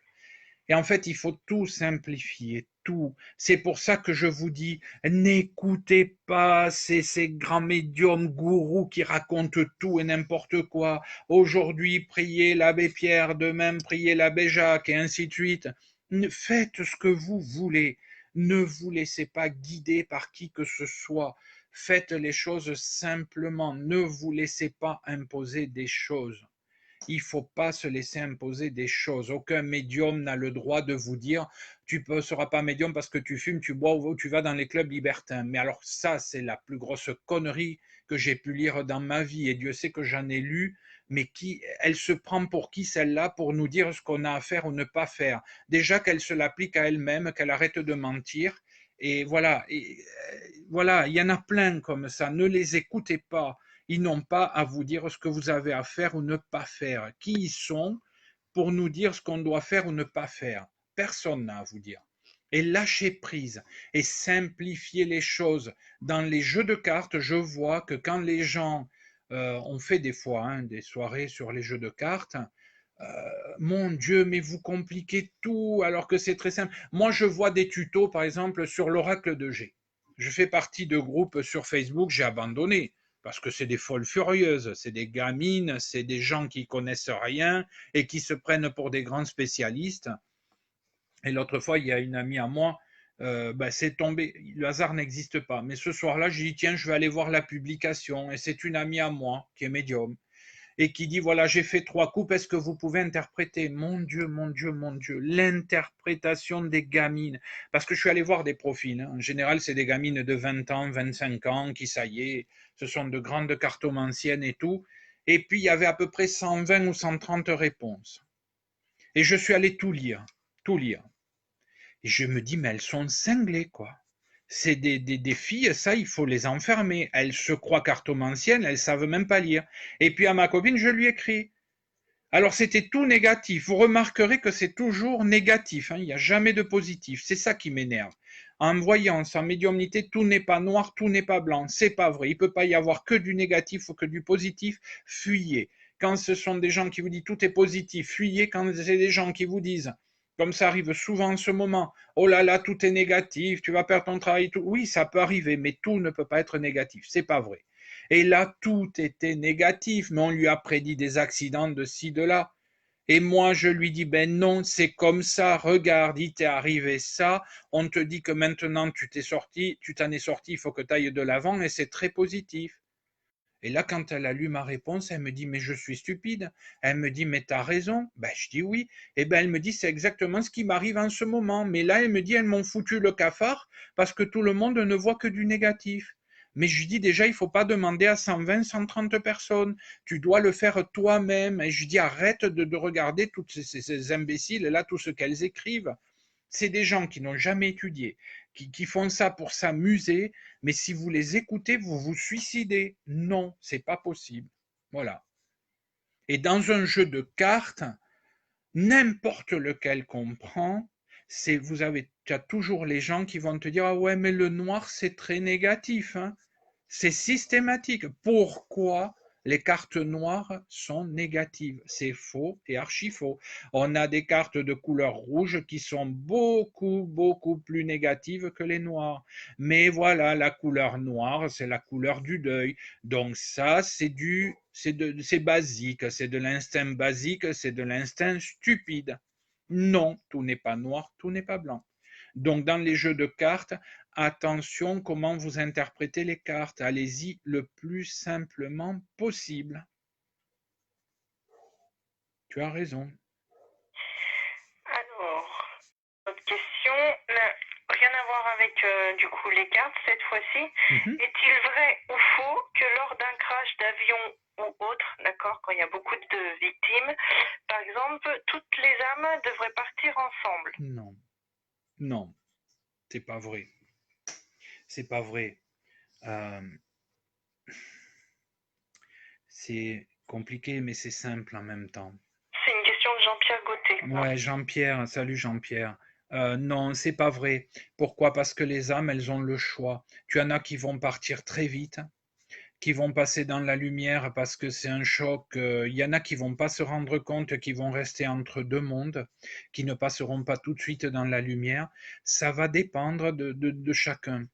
Ça, on a remarqué que même dans un accident de la route, tu vois, s'il y a 4 jeunes qui se sont tués, je dis des jeunes, c'est stupide, 4 personnes qui se sont tuées, peu importe l'âge. Tu en as qui vont partir de suite et tu en as qui resteront. C'est pour ça que des fois, sur les lieux d'accident, il se passe des choses, les dames blanches, les trucs comme ça, c'est un autre sujet. Mais il y a beaucoup de défunts qui restent sur l'endroit de l'accident. Pourquoi? Parce qu'il y en a qui ne veulent pas partir. Ne se rendent pas compte lorsque c'est un accident violent comme un avion qui s'écrase ou quoi, qui sont décédés. Et il y en a qui ne se rendent pas compte, donc là ils sont entre deux mondes intermédiaires et ils ne veulent pas partir parce qu'ils ne savent pas qu'ils sont morts. C'est ça. Lorsque ce sont des accidents violents, il y en a beaucoup qui ne se rendent pas compte qu'ils sont morts. Tout à fait. Philippe Philippe. Pose une question. Les livrets sont-ils utiles dans les jeux de cartes? Philippe, quand tu vas venir faire des ateliers avec moi, déjà le livre, on va le foutre à la poubelle. C'est ce que j'allais dire. On les fout tout de suite à la poubelle. Non, c'est des livrets, il y en a qui sont, comme tout, il y en a qui sont intéressants, il y en a qui veulent rien dire du tout, ça dit tout le contraire de ce que ça veut dire. Tu sais, les cartes, c'est un ressenti. Une carte va te parler. Une image va te parler, une couleur va te parler. Et moi, quand je vous fais faire des ateliers, je vous fais faire des ressentis. Qu'est-ce que vous ressentez? Moi, je suis pas là pour te dire, l'as de cœur, c'est la maison. Qu'est-ce que tu ressens? Qu'est-ce que ça t'évoque? C'est comme ça qu'il faut travailler. Tu vois, encore une fois, oui, il y a des grandes lignes, mais on n'est pas là pour te dire ce que tu dois ressentir ou ce que tu dois faire. Le référent, c'est ça, en fait. Alors moi, je dirais déjà tous les bouquins, là, ben, je vois, hein, tous les gens qui apprennent les cartes et qui sont avec moi en tant que référent, tout le monde me dit, oh là là, mais quand je lis ces livrets, je comprends rien. C'est normal que vous comprenez rien. C'est normal. Si tu n'as pas quelqu'un auprès de toi qui a l'habitude, tu sais, il vaut mieux avoir un référent ou un cartomancien qui a déjà quelques kilomètres au compteur, mais le problème, c'est qu'il n'y a personne qui veut le faire parce que tu comprends, la clientèle, on ne peut pas la partager. Moi, je partage ma clientèle, j'en ai rien à foutre. Mais la plupart des médiums ou des voyants, surtout déjà, ils vont te dire que tu n'es pas cartomancien, tu n'es rien du tout. Ça, je l'entends en salle tout le temps parce que tu comprends, il ne faut pas de la concurrence. C'est tout le pognon pour moi et pas pour les autres. Alors non, il faut que tu trouves un cartomancien ou une cartomancienne qui a déjà de l'expérience et qui te dise, eh ben, peut-être que ça veut dire ça, peut-être que tu devrais regarder comme ça, peut-être que ça devrait t'inspirer dans tel sens. Un référent, c'est ça. On n'est pas là pour dire aux gens, tu dois penser comme ça, tu dois faire comme ça. Non, on doit essayer de te mettre sur le chemin. Qu'est-ce que toi tu penses de cette carte? Alors le livret peut te donner des indications, mais les trois quarts du temps, c'est faux et archi faux. Et ben voilà, j'ai plus de questions. Alors ce que je voudrais dire aussi, par expérience, lorsqu'on a par exemple 10 cartomanciens autour d'une table, des cartomanciens qui sont déjà confirmés, qui ont de l'expérience, même si on prend un jeu de 32 cartes et qu'on n'interprète pas chaque carte de la même façon, le résultat sera exactement le même. Ce qui compte, c'est le résultat. Ce n'est pas de la façon dont on fait. Comme ça m'énerve quand les gens, ça c'est un mot à la mode, chacun sa vérité. Non, il y a une vérité et puis chacun est libre de penser comme il faut. Parce que l'autre jour, j'ai coincé une femme sur Facebook. Oh ouais, mais c'est votre vérité, c'est pas la mienne. Ah, j'y écoute-moi, toi, tu as des enfants, va dire à ton gamin qu'il faut pas manger des haricots verts parce que c'est pas bon pour la santé. Non, qu'est-ce que dire à ton gamin, s'il a envie de haricots verts, tu le laisses manger son haricot vert. C'est sa vérité à lui. Il faut arrêter avec ces conneries de c'est chacun sa vérité. C'est pas vrai. Il y a une vérité et après chacun en fait ce qu'il veut de la vérité. Mais il y a quand même une base et pour tout c'est pareil. Et si cette base vous ne l'avez pas, par exemple, moi je tombe des nues quand il y a beaucoup de gens qui apprennent les cartes et que je dis ben vous faites pas votre prénom. Ah ben on n'y avait jamais pensé. Ben ouais, mais si tu tires les cartes pour toi, le prénom, comme j'ai dit, tout est un. Tout est un. Dans le prénom, on a des lettres. Les lettres vont s'accorder avec la numérologie. Dans la date de naissance, on va avoir le chemin de vie. Et le chemin de vie va correspondre à ta personnalité, à ce que tu peux faire dans la vie ou pas, et ainsi de suite. C'est pour ça que je dis que tout est un. Et d'ailleurs, quand vous prenez un jeu de cartes, on va prendre l'exemple du tarot de Marseille ou du jeu de 32 cartes. On va prendre une carte. Ici, on a le pape. C'est marqué le pape, pour ceux qui savent lire. On a des couleurs. Chaque couleur a une signification. La posture du personnage a une signification. Ici, il y a 3 barres. La Trinité, le Père, le Fils et le Saint-Esprit. Ici, on a des personnages là qui lui tendent la main. Donc le pape, c'est le protecteur. L'autre, il vient chercher de l'aide. Donc le pape, c'est le protecteur. Et par contre, en numérologie, on a le numéro 5. Voilà. Tout est un. Voilà. Pourquoi il a 2 doigts de lever comme ça? Pourquoi il porte le sceptre dans la main droite et pas dans la main gauche? Et ainsi de suite. Tout est. C'est pour ça que c'est long à étudier, c'est fastidieux. Mais lorsque vous avez un référent qui est à côté de vous, qui va vous faire travailler, vous allez dire, oh là là, mais qu'est-ce que c'est beaucoup plus simple, qu'est-ce qu'on apprend 10 fois plus vite. Vous voyez que sur le gant, là, sur la main, il a un trèfle, par exemple. Voilà. Ça, ce sont plein d'indications. C'est comme la Kabbale. Dans la Kabbale, ben, tout est secret, dans l'alchimie, tout est secret, mais tout a une signification. Voilà. La roue de fortune. Ça, je me bats toujours. Les gens me disent, oh là là, j'ai la roue de la fortune. Non, tu sais pas lire. Il y a écrit la roue de fortune. Il n'y a pas marqué la roue de la fortune. Il y a une grosse différence et c'est le poids des mots.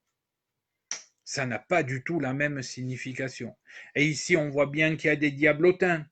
Hein, on parlait tout à l'heure du bas astral. Attention, il y a des diablotins qui font tourner la roue dans le bon ou dans le mauvais sens, et ainsi de suite. Voilà. On fait des ateliers pour apprendre les cartes. Quand vous viendrez avec moi, c'est tout ça qu'on va étudier rapidement, mais vous allez comprendre tout ce qui se passe. Et vous verrez que ce sera beaucoup plus clair dans votre tête et que ce sera beaucoup plus facile à apprendre. Voilà. Il faut que ce soit un jeu. Si c'est fastidieux pour vous d'apprendre, laissez tomber, passez à autre chose, c'est que c'est pas fait pour vous. Et c'est pour moi pareil. Il y a des choses qui ne m'intéressent pas. Moi, par exemple, j'ai survolé l'astrologie, mais je suis incapable d'en faire. Et ben, je laisse faire ça à des astrologues comme Jacques, qui sont des gens excellents et qui font ça très très bien. Voilà. On ne peut pas être bon en tout, on ne peut pas être mauvais en tout. Il faut essayer de s'intéresser à tout parce que tout est un, mais il y a des limites. Voilà, on ne peut pas tout savoir. Personne ne détient la science infuse. Voilà. L'autre jour, j'ai eu un souci sur Facebook. Ça, j'adore aussi. On le voit souvent en ce moment. Pourquoi on ne peut pas communiquer les morts? Est-ce qu'il y a un délai respecté? Oui. On peut communiquer avec un mort dans les 3 jours du décès et ensuite on calcule 40 jours à partir de la date du décès. On n'a pas dit que c'était interdit, ce n'est pas recommandé. C'est-à-dire que pendant 40 jours, et vous irez étudier pourquoi, je ne vais pas faire une conférence là-dessus, ce serait trop long. Pendant les 40 jours, le défunt va monter et si on communique, si un médium communique avec lui, à chaque fois, ça le fait redescendre. Et ce n'est pas bon pour le défunt. Il faut leur foutre la paix et les laisser monter sereinement et tranquillement. Et ne pas les perturber pendant les 40 jours. Ce qui ne veut pas dire qu'on ne peut pas communiquer. Bien sûr qu'on peut communiquer, mais ce n'est pas recommandé de le faire. Voilà. Il n'y a pas d'autres questions? Non, rien du tout. Alors, le tarot de Alors, voilà, Karine, tu as raison, il y a le tarot de Mademoiselle Lenormand. Ben, il y en a, hein, des tarots, il y en a. Voilà. Alors, ce qui va se passer, c'est qu'il y en a certains de jeux où ils vont fonctionner très très bien et du jour au lendemain, ils ne parleront plus. Et un jeu que vous n'appréciez pas, vous allez le prendre, vous allez le sortir et c'est celui qui va parler. Ben, ça, on ne comprend pas. Il y a des jeux, ça va très très bien marcher pendant 10 ans, et puis au bout de 11 ans, ben, il ne marche plus, on en prend un autre, et ainsi de suite. Moi, le normand, ça m'est arrivé. Par exemple, au début, il parlait très bien, maintenant, il ne me parle plus. J'ai beau le prendre, il ne parle pas, il dit rien, il dit rien, il dit rien.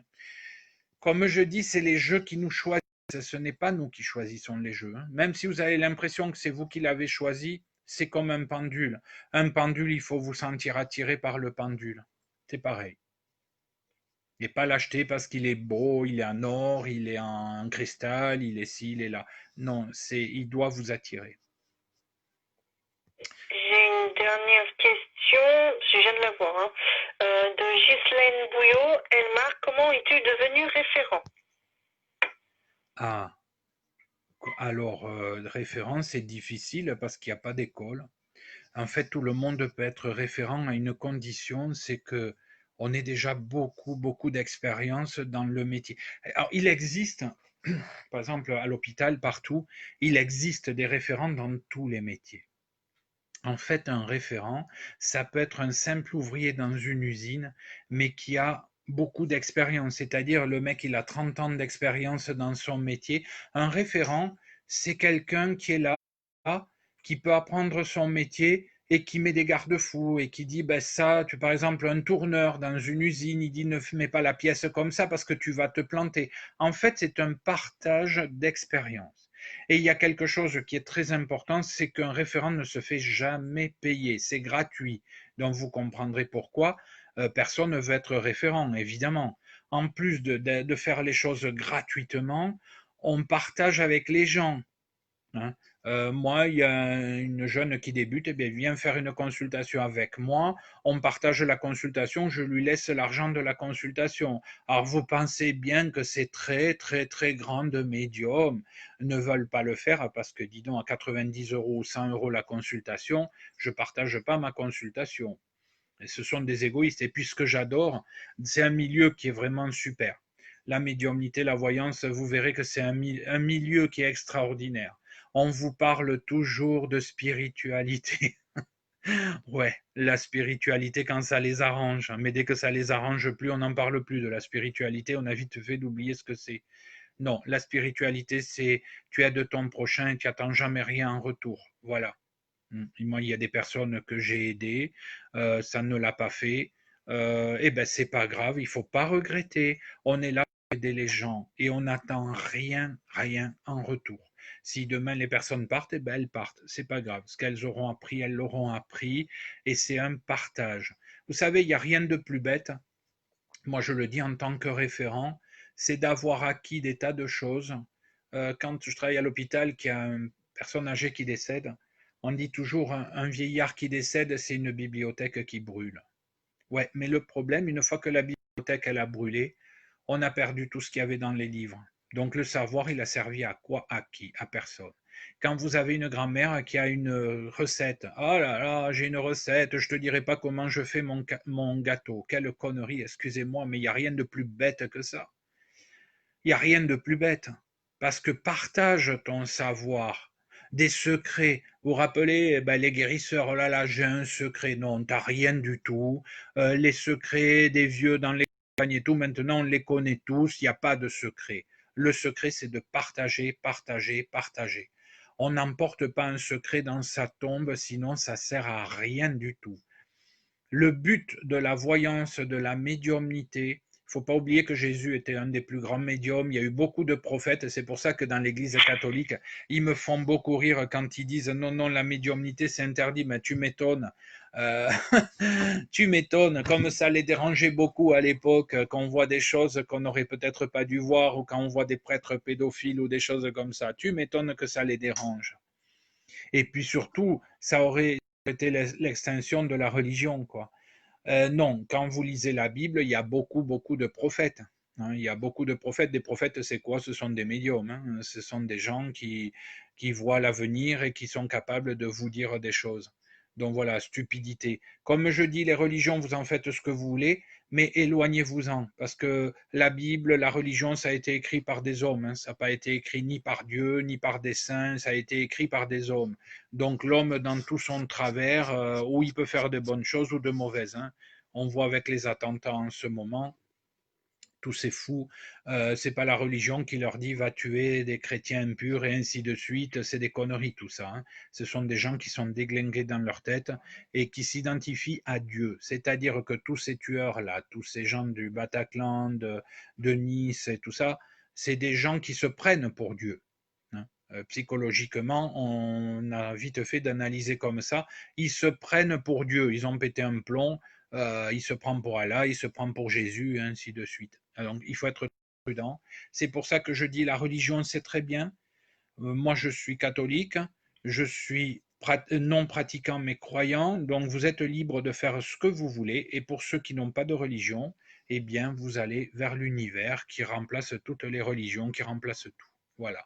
On fait le bien, on n'est pas là pour faire le mal. C'est pour ça que je peste contre certains médiums qui font beaucoup plus de mal que de bien en ce moment, parce que ben, ils n'ont plus la grosse tête, ni la courge, ils ont le melon, ils ont la grosse pastèque maintenant, ils se croient invincibles et ils font n'importe quoi en salle, ils font n'importe quoi, ils disent n'importe quoi sur Internet, ils sont complètement déconnectés de la réalité.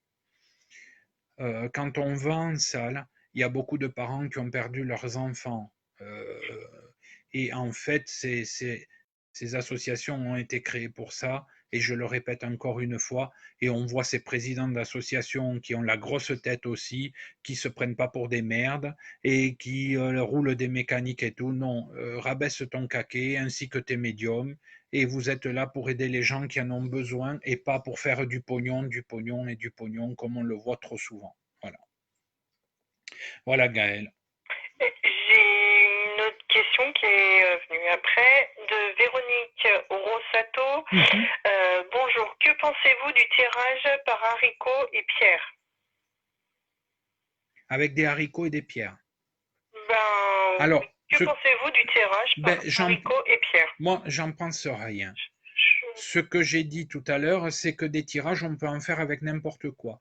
Il y a le tirage qui se fait avec les aiguilles, avec les dés à coudre. Il y a le tirage qui se fait avec les dés, avec les runes. Il y a le tirage qui se fait avec des aiguilles à tricoter, avec le Mikado. Donc on peut le faire avec n'importe quoi, mais il faut savoir l'interpréter. C'est ça le problème. C'est qu'il va falloir savoir l'interpréter. C'est ça. Et c'est le résultat qui comptera. C'est pas de la façon dont on fait, c'est le résultat qui va compter. C'est tout. En médiumnité, c'est pareil. Voilà. Mais je crois que nous avons Fais le fini. tour. Voilà. Oui, Philippe, tu as raison, dans le New Age, malheureusement, voilà, les gens pètent des plombs, ils se prennent pour des grands sauveurs de l'humanité, pour des dieux, de grands guérisseurs, et en fait, ils font n'importe quoi. Ils ont un ego surdimensionné. Oui, voilà. Et puis alors, moi, j'adore parce que, alors, ça prend des noms à la con. Alors là aussi, je voulais vous le dire, soyez très prudents. Quand vous voyez un médium qui prend un nom déjà complètement tarabiscoté, fuyez, fuyez, fuyez, fuyez, fuyez. Un médium, il prend son nom de famille, son prénom et basta. On n'a pas besoin d'aller inventer des noms complètement stupides. Ça, c'est une indication quand même qui devrait parler à tout le monde. Lorsque vous voyez des médiums qui prennent étoiles célestes de l'univers de Jupiter ou je sais pas quoi, fuyez-moi tout ça. Ce sont des gens qui sont pas bien dans leur tête. L'identification en psychologie, c'est très connu. On n'a pas à s'identifier à quoi que ce soit. On perd sa propre identité lorsqu'on s'identifie trop à quelque chose. Donc attention à tout ça, méfiez-vous. Il y a ça, il y a le prix de la consultation. 1000 euros une consultation, même 100 euros déjà, c'est beaucoup. Il y a beaucoup de gens aujourd'hui qui ne peuvent plus payer, donc il faut être raisonnable. Après, chacun, comme je dis, vous avez le libre arbitre. S'il y en a qui veulent payer 1000 euros, ben, qu'ils aillent payer 1000 euros. Et puis, vous verrez que même à 1000 euros, ben, vous aurez des résultats qui seront nuls. Voilà. Méfiez-vous de tous ces médiums qui passent à la télévision aussi. C'est devenu du grand n'importe quoi. Et puis alors là, on en profite parce que j'ai un nom, je passe à la télévision, donc je prends du 500 euros l'heure, des trucs comme ça. Fuyez, fuyez-moi ça. C'est pas parce qu'ils passent à la télévision qu'ils sont bons. Bon, on m'a proposé plusieurs fois et je refuserai toujours. Vous ne me verrez jamais à la télévision, je refuse. On n'est pas là pour faire du spectacle. Tout simplement. Voilà. Et ben voilà, je crois qu'on a fait le tour donc aujourd'hui, la médiumnité et la voyance. On parlera peut-être avec Philippe, je ne sais pas, des sciences occultes et avec Vezin de la TCI quand ils seront dispo. Il y a plein de conférences, on va continuer et il va y avoir des contacts défunts. De la voyance en direct, moi j'en fais pas, ça ne m'intéresse pas, c'est privé, ça regarde personne. Il y a assez d'arnaqueurs qui le font en ce moment, allez-y, vous verrez, c'est très très intéressant là. Posez bien vos questions là, tous ces médiums, entre parenthèses, voyants médiums, sur Facebook et tout, qui font des soirées incroyables. Alors, il y a 2000 questions dans la soirée, et ça défile et ça défile. Je vais trouver un travail, oui. Je vais me marier, non. Tu vas divorcer, oui. Puis ça invente tout et n'importe quoi. C'est pas des médiums. Ils sont incapables de répondre aussi vite et c'est faux et archi faux. On l'a prouvé. On a eu plein de retours. Des gens qui ont payé des consultations et les consultations sont archi fausses, évidemment, puisque ce sont de faux médiums et de faux voyants. Ils sont sortis du Covid, grand bien leur face, jusqu'au jour où ça va leur tomber sur le dos. Voilà, parce qu'il y a des plaintes de déposer. Il ne faut pas oublier qu'un médium, je finirai sur cette phrase, on est responsable de ce que l'on dit, on est responsable de ce que les gens comprennent. Quand j'entends dire je ne suis pas responsable de ce que vous comprenez, bien si, parce que devant la loi, devant un tribunal, on est responsable de ce que l'on dit. Et qu'un médium qui est déclaré, qui a son vrai nom, vous pouvez porter plainte devant un tribunal. Et je trouve dommage que certains ne l'aient pas fait. Ils se reconnaîtront, puisqu'il y a des médiums gourous qui ont raconté n'importe quoi. Et je trouve dommage que les personnes n'aient pas lancé des actions judiciaires parce que c'est allé très très très loin quoi. Il y a des personnes qui se suicident, il y a des personnes qui sont ruinées et n'oubliez pas que vous pouvez porter plainte lorsque c'est un médium qui a un nom tarabiscoté, pardon, déjà allez voir, avant de consulter un médium, allez voir s'il est déclaré. Méfiez-vous des guérisseurs, il y a beaucoup, beaucoup de guérisseurs aussi qui sont apparus, qui ne sont là que pour draguer les femmes. Hein. C'est des rapias, hein, c'est, voilà, déclare ton port, là, ben, vous en avez à l'appel en ce moment. Des faux guérisseurs, et qui surtout ne sont pas déclarés. Lorsque vous allez voir un médium ou un voyant, demandez-lui son numéro URSAF ou des choses comme ça, vérifiez bien qu'il soit déclaré. Parce que s'il est déclaré, vous pourrez vous retourner contre lui. Si c'est quelqu'un qui n'est pas déclaré, vous ne pourrez rien faire. Devant un tribunal, vous ne pourrez rien faire. Il n'y aura pas d'abus de faiblesse et c'est vous encore qui allez passer pour des idiots. Donc voilà, ce sont des indications pour ne pas se faire avoir. Qu'est-ce qu'on peut rajouter sur les arnaques? Méfiez-vous lorsque vous rentrez chez un médium et qui vous dit oh là là, vous avez une entité sur vous. Mais oui, bien sûr, ça peut arriver. Je ne dis pas que ça n'existe pas. Ça arrive. Mais méfiez-vous. Parce qu'après, ça va être bon, ben, je vais venir chez vous, je vais venir nettoyer votre maison, vos animaux. Allez, 700 euros, 500 euros, 1000 euros, 3000 euros. J'ai des gens ici qui ont payé 3000 euros. Et c'était faux et archi faux, il n'y avait rien du tout. Donc, faites appel à des gens qui s'y connaissent. Faites très, très attention qui vous allez consulter. Il y a beaucoup, beaucoup de faux médiums, même dans ceux qui tournent sur Internet, sur YouTube ou n'importe où. Méfiez-vous. Ce sont des opportunistes. Voilà. Et ils ne sont pas médiums du tout. Donc, la différence tout à l'heure, Gaël, je crois qu'on va finir parce que comment reconnaître un vrai médium d'un faux? Eh bien, comme je vous ai dit, un voyant, ce sera plus difficile. Un voyant, déjà, vous vous asseyez, pareil que chez le médium, vous vous taisez, même si c'est un cartomancien, et vous le laissez chercher. Et vous allez voir si ce qu'il va vous dire, ça correspond à votre vie actuelle ou pas. C'est sûr que si c'est des phrases bateau, je vois une rencontre dans votre vie, vous allez trouver un travail, ouais, si vous ne cherchez pas de boulot et qu'il vous dit vous allez trouver un travail, oui, ça peut arriver, mais si vous ne cherchez pas, c'est peu probable. Donc méfiez-vous de tout ça. Un médium, c'est encore plus simple. Vous rentrez chez un médium, il ne faut pas qu'il y ait du décorum. Hein, il faut pas. Moi, j'ai vu étant jeune, je suis allé à Cannes et l'autre, il avait mis un cercueil dans son cabinet pour impressionner les gens. Et puis moi, je me rappellerai toujours quand je suis rentré, je dis oh là là, c'est magnifique ce cercueil. Il me dit vous seriez capable de vous coucher dedans parce que je dis vous croyez que ça me fait peur? Oui, je me suis allongé dans le cercueil. Je dis voyez, il m'arrivera rien. Par contre, vous allez avoir des ennuis parce que tu es un escroc, comme je lui ai dit. Méfiez-vous de tout ça. Les médiums qui font du chichi surtout. Non, il faut qu'une consultation ce soit simple. Il faut que vous ressentiez quelque chose de positif avec le médium. Vous vous taisez. C'est la base de tout. Mais il y a des gens qui ne savent pas se taire. Et croyez-moi que les arnaqueurs, ils sauront vous utiliser, les mentalistes et tout ça. Méfiez-vous de tout ce que vous allez dire.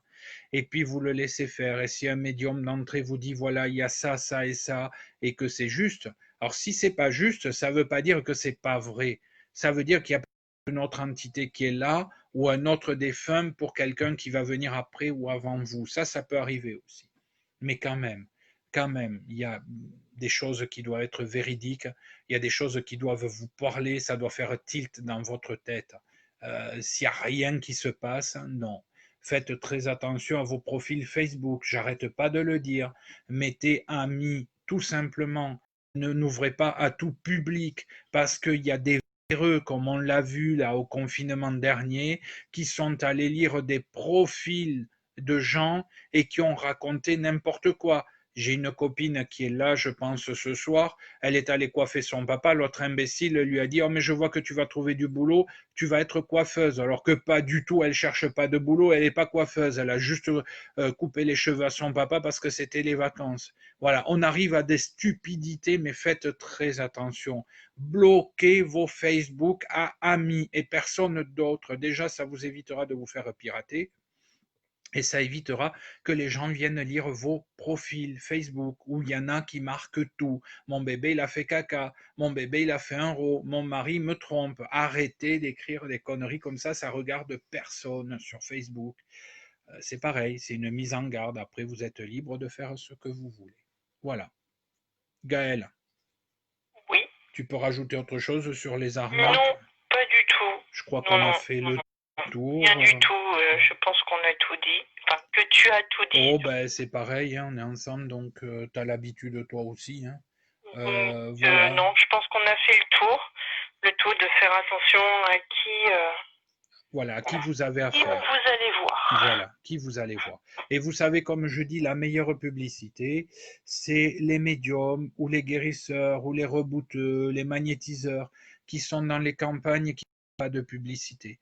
Et quand un ami te dit, bah, tiens, va voir celui-là et tout. Les médiums, c'est pareil. Hein. Moi, je vois, il y a beaucoup de gens qui m'écrivent, je ne fais pas de publicité. Je suis juste sur Facebook et YouTube pour faire des conférences et je ne fais pas de publicité. J'ai horreur de ça. Et vous savez, j'ai beaucoup de gens, moi, ça marche comme ça. Ah ben, il y a ma copine qui m'a dit que je pouvais venir vous voir parce qu'elle était très contente. Point barre, c'est tout. Eh bien, ça, Voilà. ça fait plaisir. Bouche à bouche. Voilà, bouche à oreille. C'est mieux le bouche à oreille. Bouche à oreille. Oui, le bouche à bouche, c'est tout à l'heure avec ton chéri. Mais pour le moment, c'est du bouche à oreille, Gaël. Pas du tout. Ne va pas nous les perturber parce que le Philippe, là, on va pas le tenir après. Hein. Donc voilà, en gros, faites très attention à vous, attention à ce qu'on vous raconte, méfiez-vous, méfiez-vous, méfiez-vous.